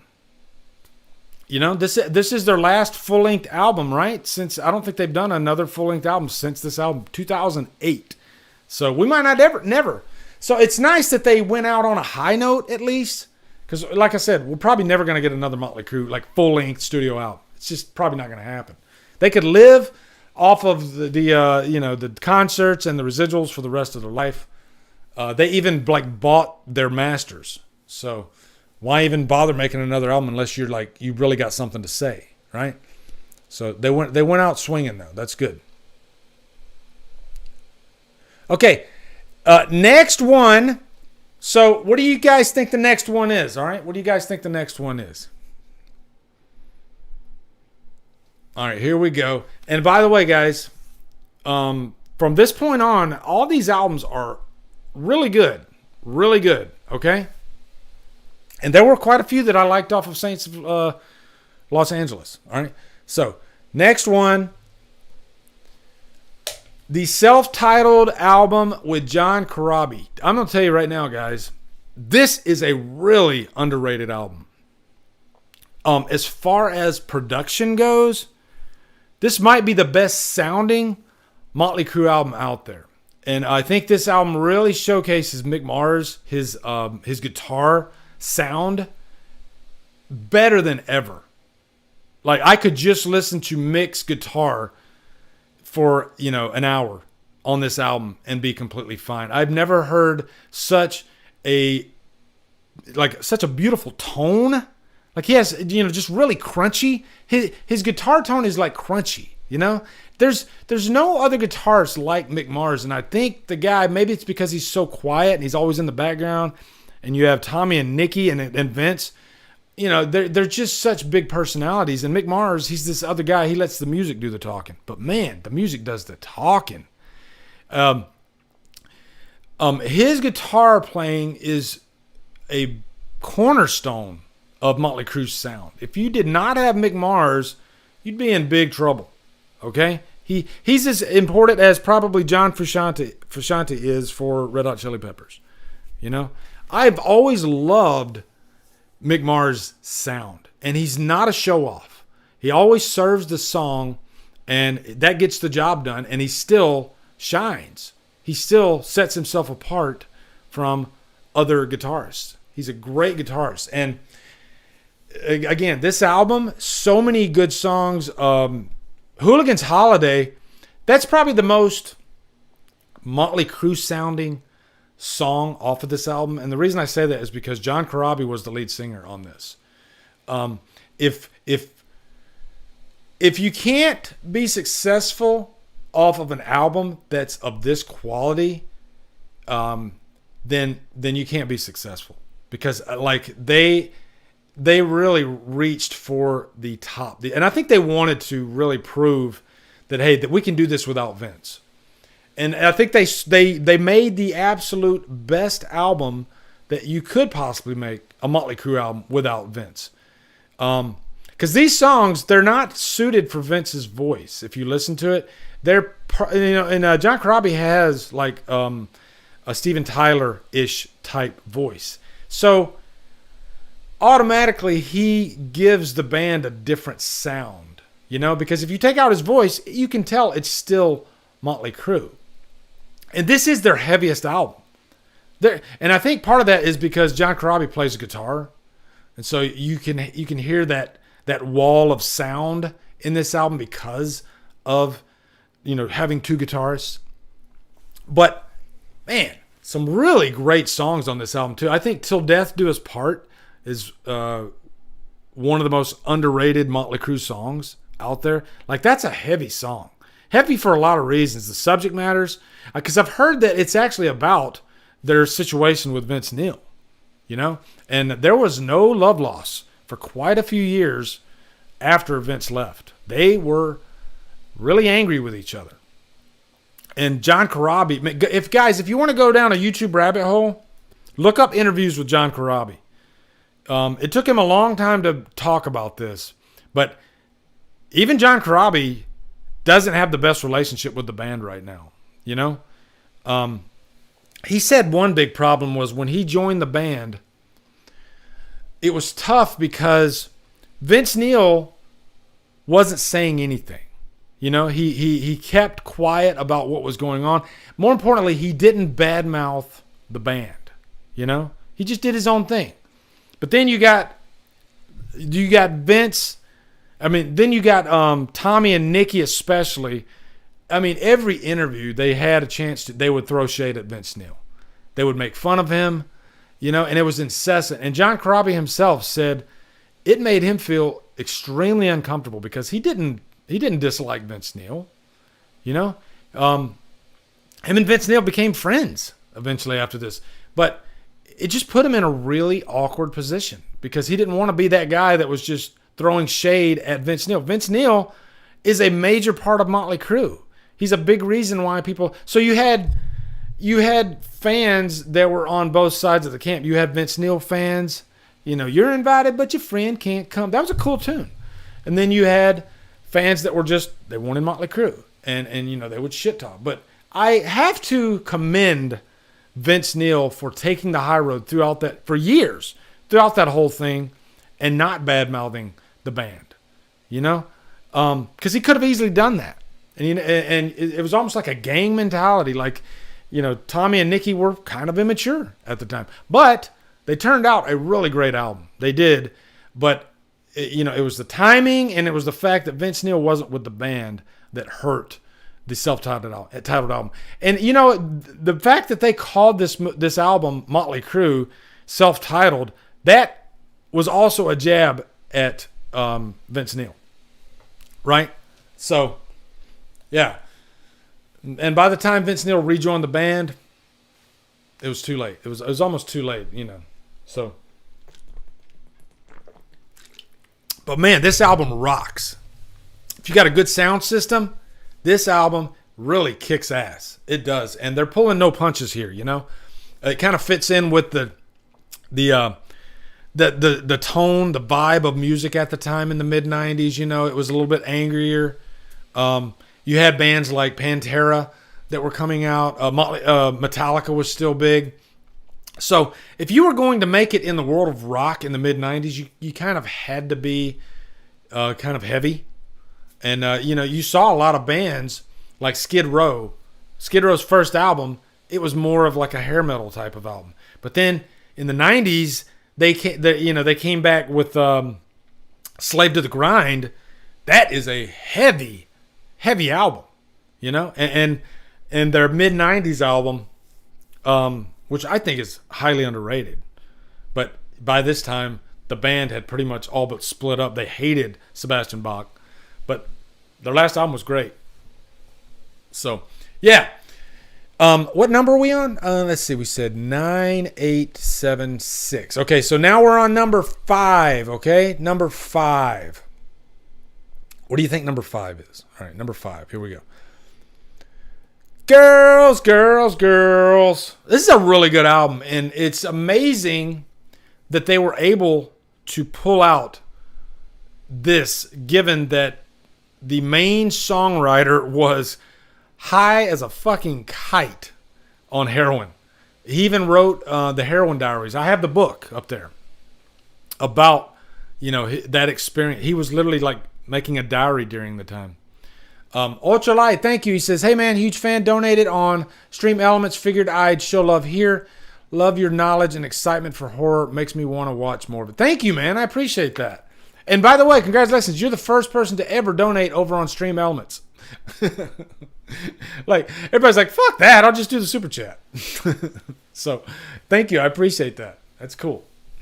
But yeah, Girls, Girls, Girls, man. This album, you can almost like feel the heroin in this album. Am I right on that, guys? Like, I've read the Heroin Diaries too, and you can see Nikki Sixx fighting this demon, and the last thing he wants to do is write an album during all this. And he talks about it in the book, like, oh shit, the album's due, and I haven't really produced anything really yet.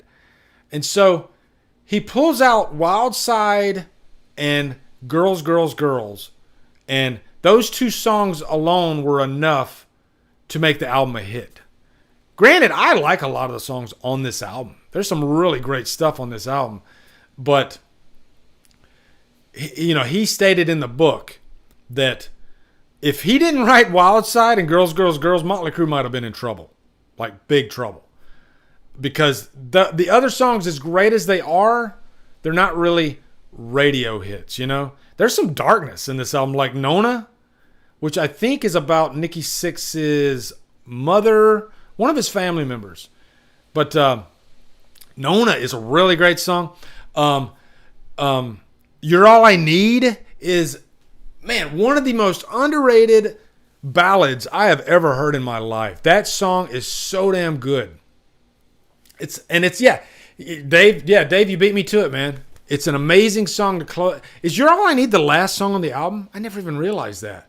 It's such a beautifully done song.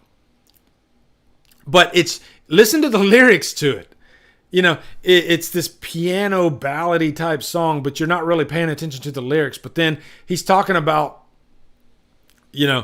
why he killed her in the song. So, I mean, there's some darkness in this album. I think subject matter wise, this might be the darkest album. It's not the heaviest album music wise, but lyrically, yeah, there's a lot going on lyrically in this album. It can get a little bit weird and psychedelic. So it's crazy that they wrote Wild Side and Girls, Girls, Girls, which are two just instant hits, like they sound poppy almost. Again, gotta praise Mick Mars. Again, signature guitar, that beginning of, you know what, fuck it. Let's play the beginning. All right. Let's play the beginning. God, I hope this doesn't get taken down. But I mean, just this opening guitar riff is so damn good. Let me get down here.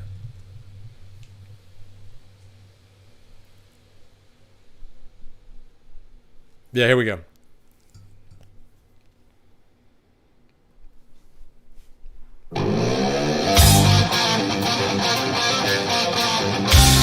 Right there. First song on the album, right out the gate. Mick Mars fucking shines, saves the day, right? Unsung hero. Mick Mars, just genius guitarist. And if I'm looking at these tracks here too, Dancing on Glass has a heavy guitar like undercurrent throughout. Nona, Out of My Head Without You. All in the Name of Rock and Roll is a nice, straight up rock track. There's a lot of good stuff on it. Oh yeah. You're All I Need is the closer, but Jailhouse Rock is also on there. It's a live version of, and the reason they did that is because Nikki Sixx, he didn't have any more songs written. And they had to throw something on there, so they threw in a live version of an Elvis cover. So, Girls, Girls, Girls, that's an interesting album. There's a lot going on in that album. And I love it. I love Girls, Girls, Girls. It might even rank higher, but I put it here for now, okay? Like, I probably listen to Girls, Girls, Girls more than this next album.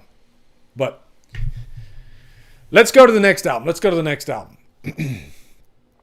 All right. Next album is Dr. Feelgood. Guys, I think this was the first album that Motley Crue debuted at number 1. And it might be the only album that they debuted at number 1. This was the height of Motley Crue. They were massive by this time, Could do no wrong, and they just got sober. They were completely sober. Well, there's reports that Vince was sober, but the rest of the band were sober for a bit, and then what is sober? Like drug sober? Because some drinking still went on, I think, but I guess for a time they got sober, and they, this probably is the most expensive album that they did too. The production is there. You can tell that there's a lot of money in this album. A lot of hits, and that's not always like the greatest thing for me anyway. It's nice to have hits, but that doesn't mean that it's always memorable. Like comparing this to Girls, Girls, Girls, like I probably personally, this is my list, I don't know why I'm saying this, but it's hard for me to say which I like better, this one or Girls, Girls, Girls, because I do like that darker edge that Girls has. Whereas this one feels shiny and glitzy, and it probably would be lower, but it does have some really good quality tracks on it. It does. Dr. Feelgood, the opener, man, talk about a punch in the throat. That is a great tune. That, let's do it. Hold on. That freaking opening, not just the guitar, but just Tommy's drums. That unique drum beat, it's let's play it. Let's play that opening. Okay, here we go.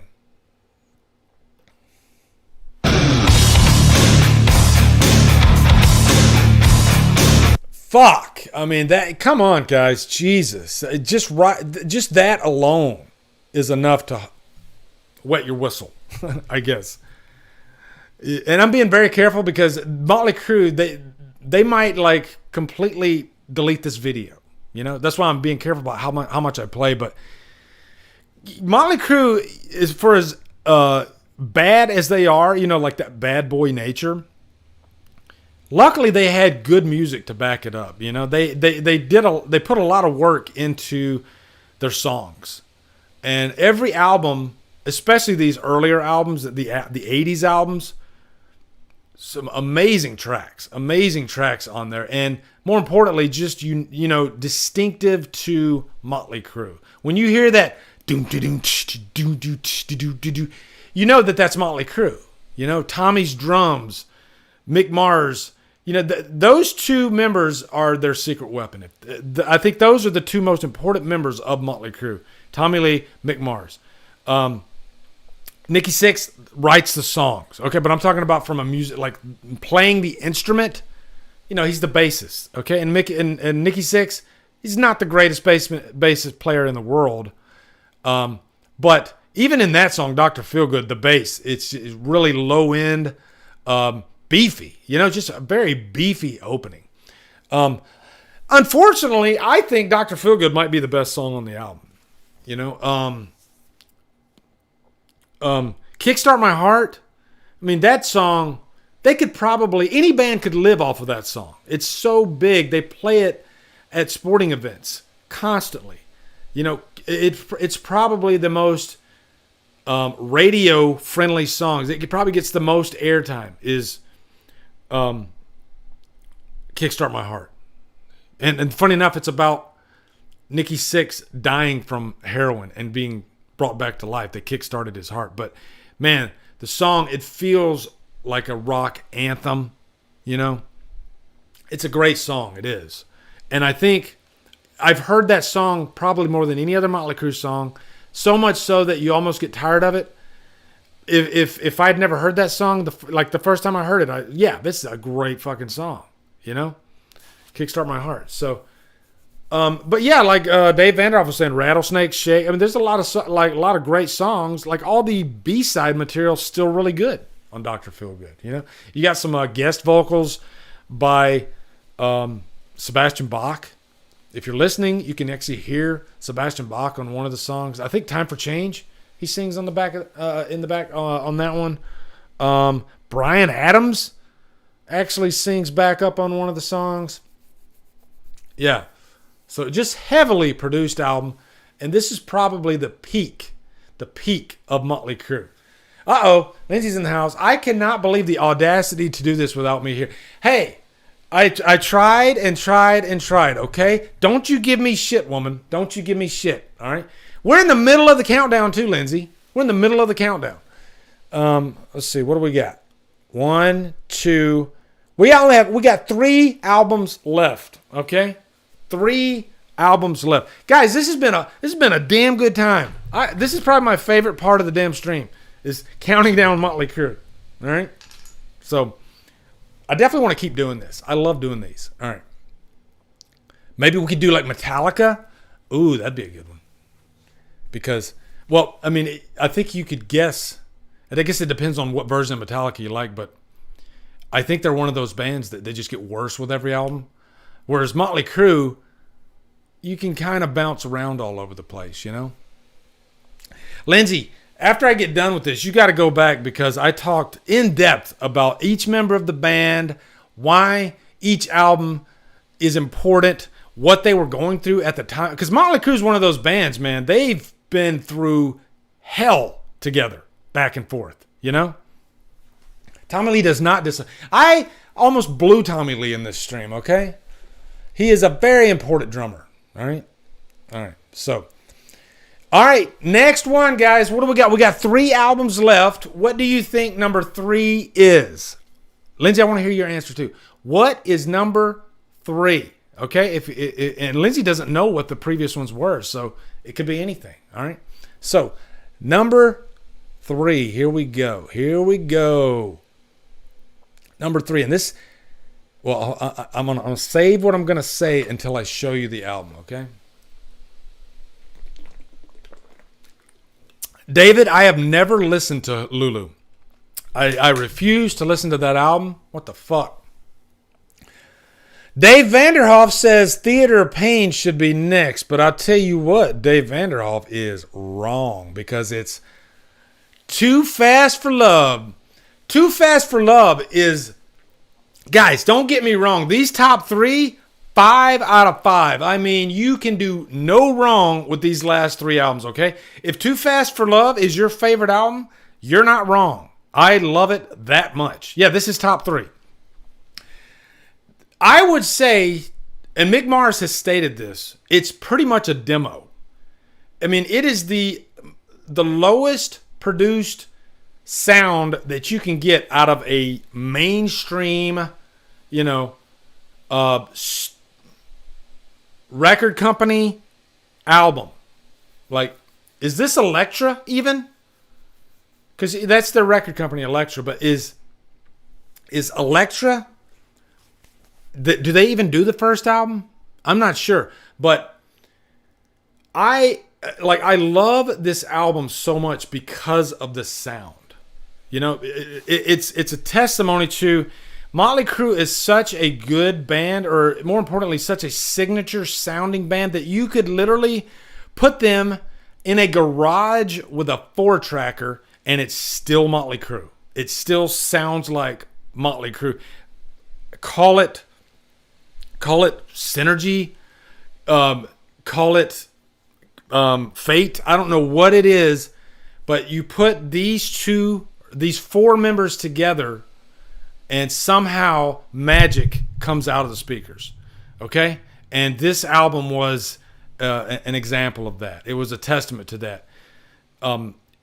The songs are so raw sounding, and you can hear that like dangerous nature of the band in this album. By the way, that is Vince Neil, and I just found this out like a couple months ago.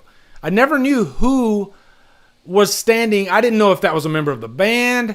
I didn't know if it was one of the band members. But I just recently found out that's Vince Neil. That's how skinny Vince Neil was when he joined the band. You know, and you've seen Vince Neil now, okay? But man, all right, hold on. I like to give you guys just a little taste, okay? Man.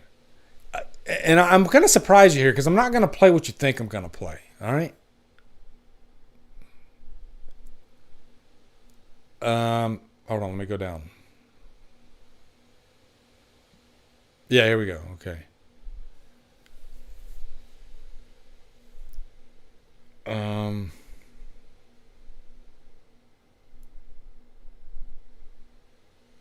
Is it this one I want to play? Hold on.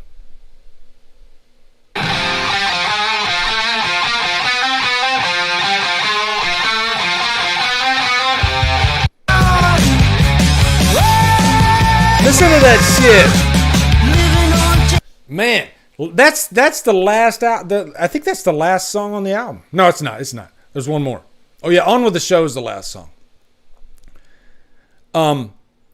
Even though this album is so like low budget sounding, which I think is a big part of why I love the album so much. Like I wouldn't have, like if they went back and re-recorded this album, I would probably hate it. It's a time capsule.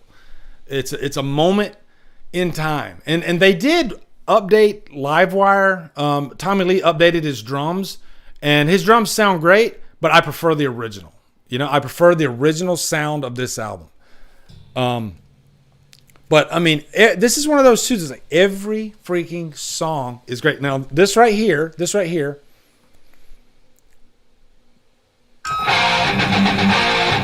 First song, guys. Let me pause it for a sec, so that way we can get away with this, okay? Because we got to hear that opening double bass. Okay, all right. 5, 4, 3, 2, 1. Okay, here we go. Listen to that shit. Fuck. You know, people they give Motley Crue crap because they say they're too mainstream. All that means is they were successful. They were pretty much the kings of 80s.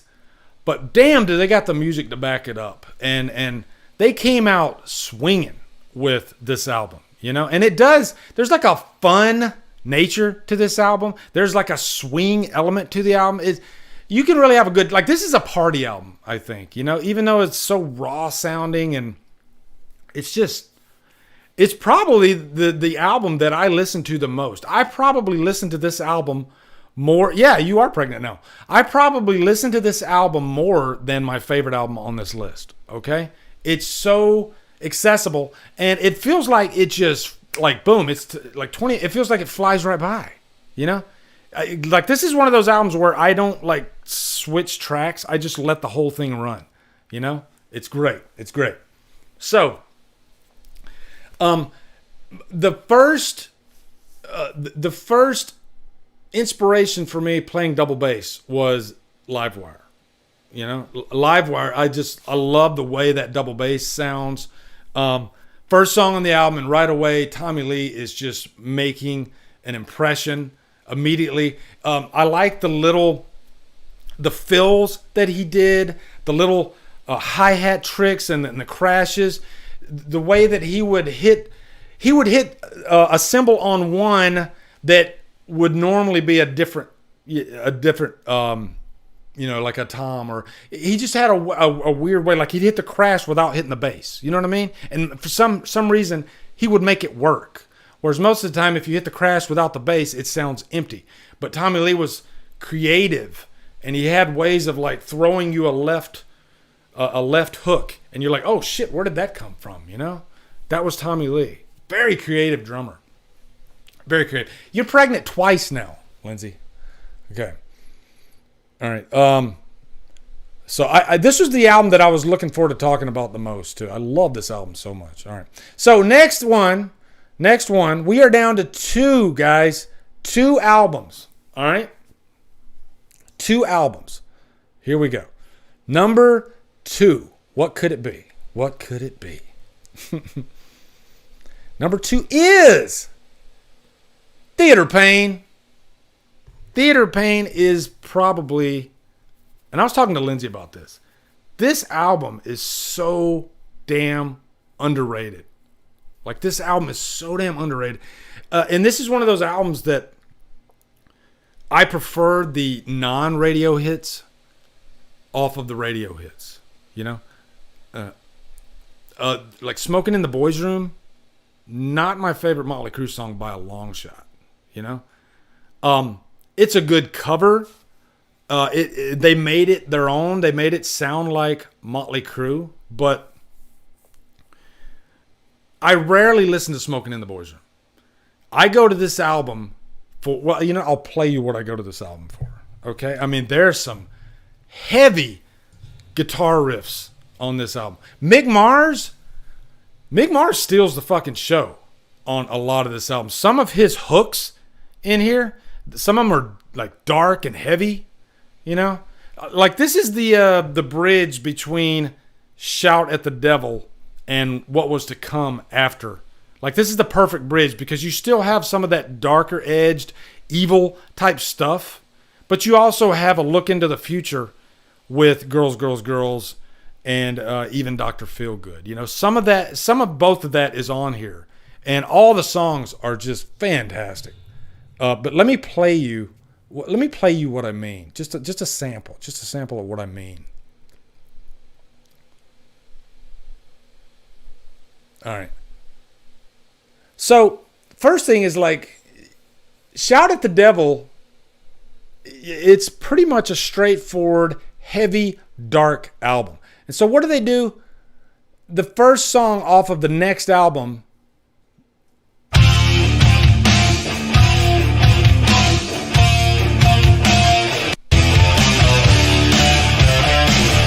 you know, you hear that? This is like a swing.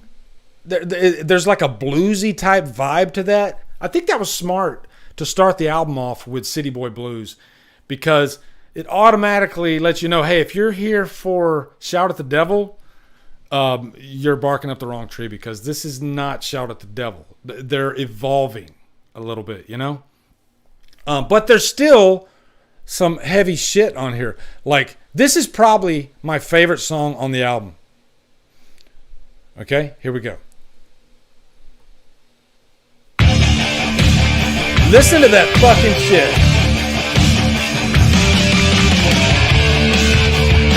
God, I don't want to stop it, man. That song, there's a feeling to Tonight, you know? There's something about it that just really grabs hold of me. There's a darkness to it, but there's also a little bit of that swing to it.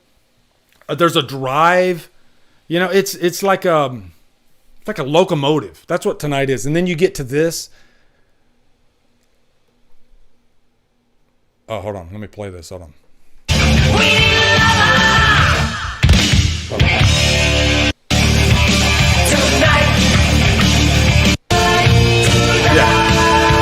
I love it. Tonight is easily one of the most underrated freaking rock songs of the 80s ever, and it's not even a hit. It's not even a radio hit. Think about that, guys. It's so damn good. But Save Our Souls from Demon. This song was actually in Demons. And I didn't even realize it. Listen to that. You hear that? Let me play that for you one more time. You hear what he did with the hi-hat there? I mean, the crash there at the end.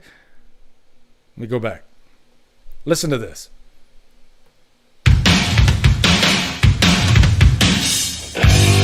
I mean, that's how you start a fucking song, right?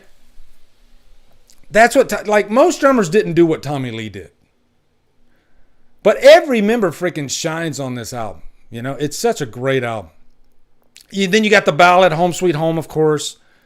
Use It or Lose It. Fight for Your Rights. So many freaking great tracks. I could talk Theater of Pain all day. It's easily one of the most underrated albums of, you know, and it doesn't sound like when you think about hair metal, it doesn't sound like hair metal. It sounds like a great rock album. Okay, I'm getting to number one. All right, here we go. All right, number one. Here we go. And you know what it is, so I'm not going to. Number one is, boom. Come on. I mean, Shout at the Devil. Shout at the Devil is probably one of the most important rock albums of the 80s in my mind. It's dangerous as fuck. You know, that's the vibe. You like, look at that cover. Look at the members of the band on that cover, you know? Some scary shit. Those guys, what did I talk about at the beginning of this video? I talked about Motley Crue, the image that they had. It wasn't just the music. This was a band, they could get away with putting makeup on. They could still kick your fucking ass because they look they look dangerous. You know, you got the fire behind everybody. Everybody looks like they're ready to fucking play. You know, I like how Mick Mars looks. You know, with the fire behind him. But yeah, this was a leap, a big leap forward from Too Fast for Love. You know, and Too Fast for Love is amazing, but Shout at the Devil is iconic. Shout at the Devil is influential. You know, there's you know, this is that pentagram. This backs it up. This backs it up. And man, I think the production level on this album might be my favorite. You know, it's not too it's not like glitzy and shiny and all that. No, it still has that edge to it. You know, and I mean, come on, guys, here we go. Jesus, this right here. I mean, guys, this is the heaviest fucking shit I have ever heard. Listen to this. Oh my God.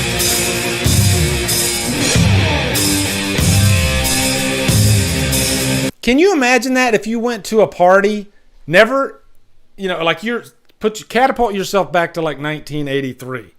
You go to a party, this band's on the stage, and you hear this.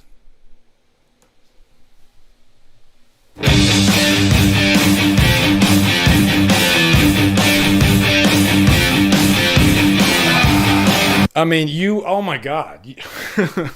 If you went to a party and a band took the stage looking like they do and they played that shit, Jesus. They'd have to call the cops immediately, right? They'd have to call the cops immediately. But I mean, so many damn good songs. But I think my favorite opening, you know how some albums have an opening intro and then your main track? If I did a top 10 opening intro and main track, Shout at the Devil in the beginning and Shout at the Devil, yeah, those two tracks together, perfection. Perfection. Like, I can't think of a better way to start an album. You know, in the beginning, before, oh my God, just all that shit's insane. But, you know, just dangerous tracks like Bastard, God Bless the Children of the Beast, which is like a really demented little intro to Helter Skelter. This is one of my favorite tracks that's not a big radio hit. It goes a little something like this.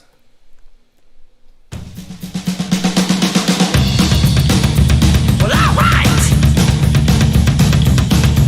Get the fuck out of here, man. Come on. Jesus.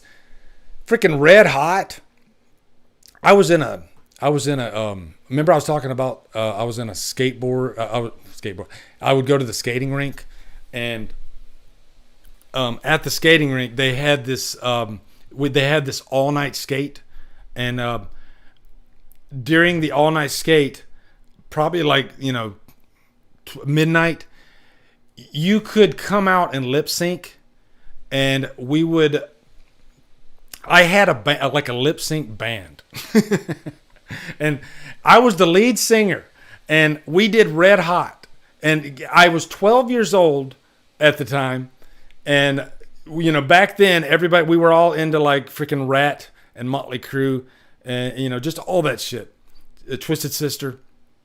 And every week when we'd all meet at the skating rink, and I did Red Hot, and I'm swinging my hips and I'm like walking, you know, because it's like the middle of the skating rink, right? And everybody's like sitting on the floor, and we're the band, but we have no instruments. We're just like you got the drummer, he's like sitting like I'm sitting, and he's acting like he's playing drums.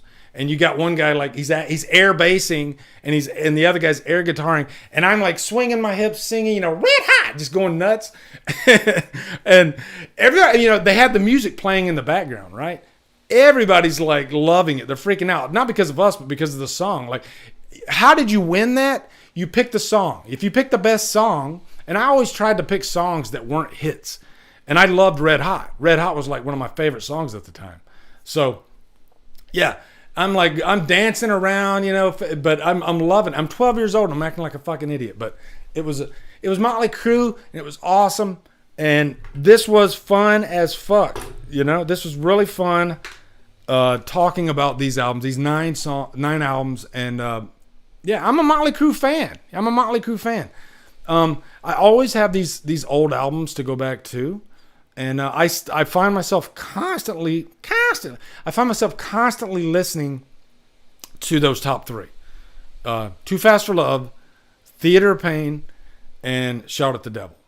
You know, those 3 albums are. It's not easy to have even one great album as an 80s band, but Motley Crue had, 3, arguably 4 with Girls, Girls, Girls. So, there's a reason they're Motley Crue. So, yeah. That was fun as fuck, though, guys. All right, we did it. And I didn't have that many funnies tonight anyway, so I'll save those for the next time. Keep your hips to yourself. I came out. This is the first time I actually stayed. Old man walking in here like he just came out of a Motley Crue concert from the 80s. Like, what the fuck, right? So, yeah. Dave, Kiss is going to be a 2-parter because Kiss has like 30 albums now. So I think what I'll do is I'll do 70s Kiss, and then I'll do like 80s Kiss. And thank you, Mike Johnston. I appreciate it, man. I appreciate it. Yeah, but of course I'm going to do Kiss. I mean, Kiss is one of my favorite bands. I'm looking forward to that too. That's going to be a tough one too because a lot of Kiss's albums are like neck and neck for me. So this one was kind of easy. Like I knew exactly the order I needed to go with Motley Crue. So it was a good way to wet my whistle and start. So guys, give me some ideas for bands that you would like me to do this to, I guess, for future. Because I think I'm going to keep this going. This was my favorite part of the stream by far. I had a great time with this. So let me know. And I hope you guys have a great fucking weekend. And listen to some Motley Crue for me this weekend, okay? Go and listen to, especially Theater of Pain. Just go throw Theater of Pain on. Turn the lights down, put the headphones on, and just go. Jethro Tull. Oh my, you know what? Hold on, let's do it. I'm going to play a little bit of Jethro Tull. Me and Lindsay were talking about Jethro. Guys, you don't fucking know, okay? You have no idea, and I'm here to school you, okay? Listen to this shit. Hold on. Yeah, here we go. Hold on. Yeah, we're going to do this one. And we're definitely going to have to fast forward this. Okay, here we go. Jethro Tull, even though they got so much shit because they won the best metal album, that's not their fault. They just won it, but they're not a metal band.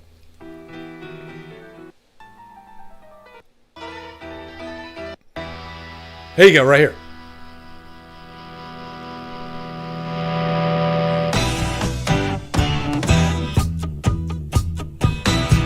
You're not ready for that shit. In the shuffling madness of the locomotive breath runs the all-time loser headlong to his death. Oh, it feels a piston scraping, steam breaking on his brow. Get your fucking hands up! Lindsay, you better be singing. Slow down. Oh man, that's good stuff.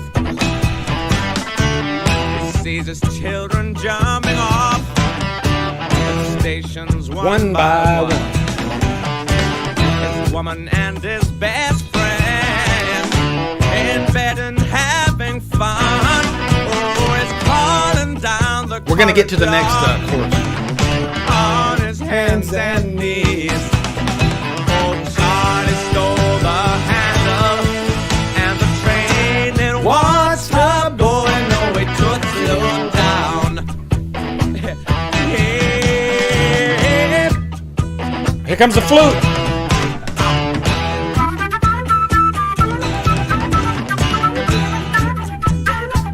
Should we let that play us out?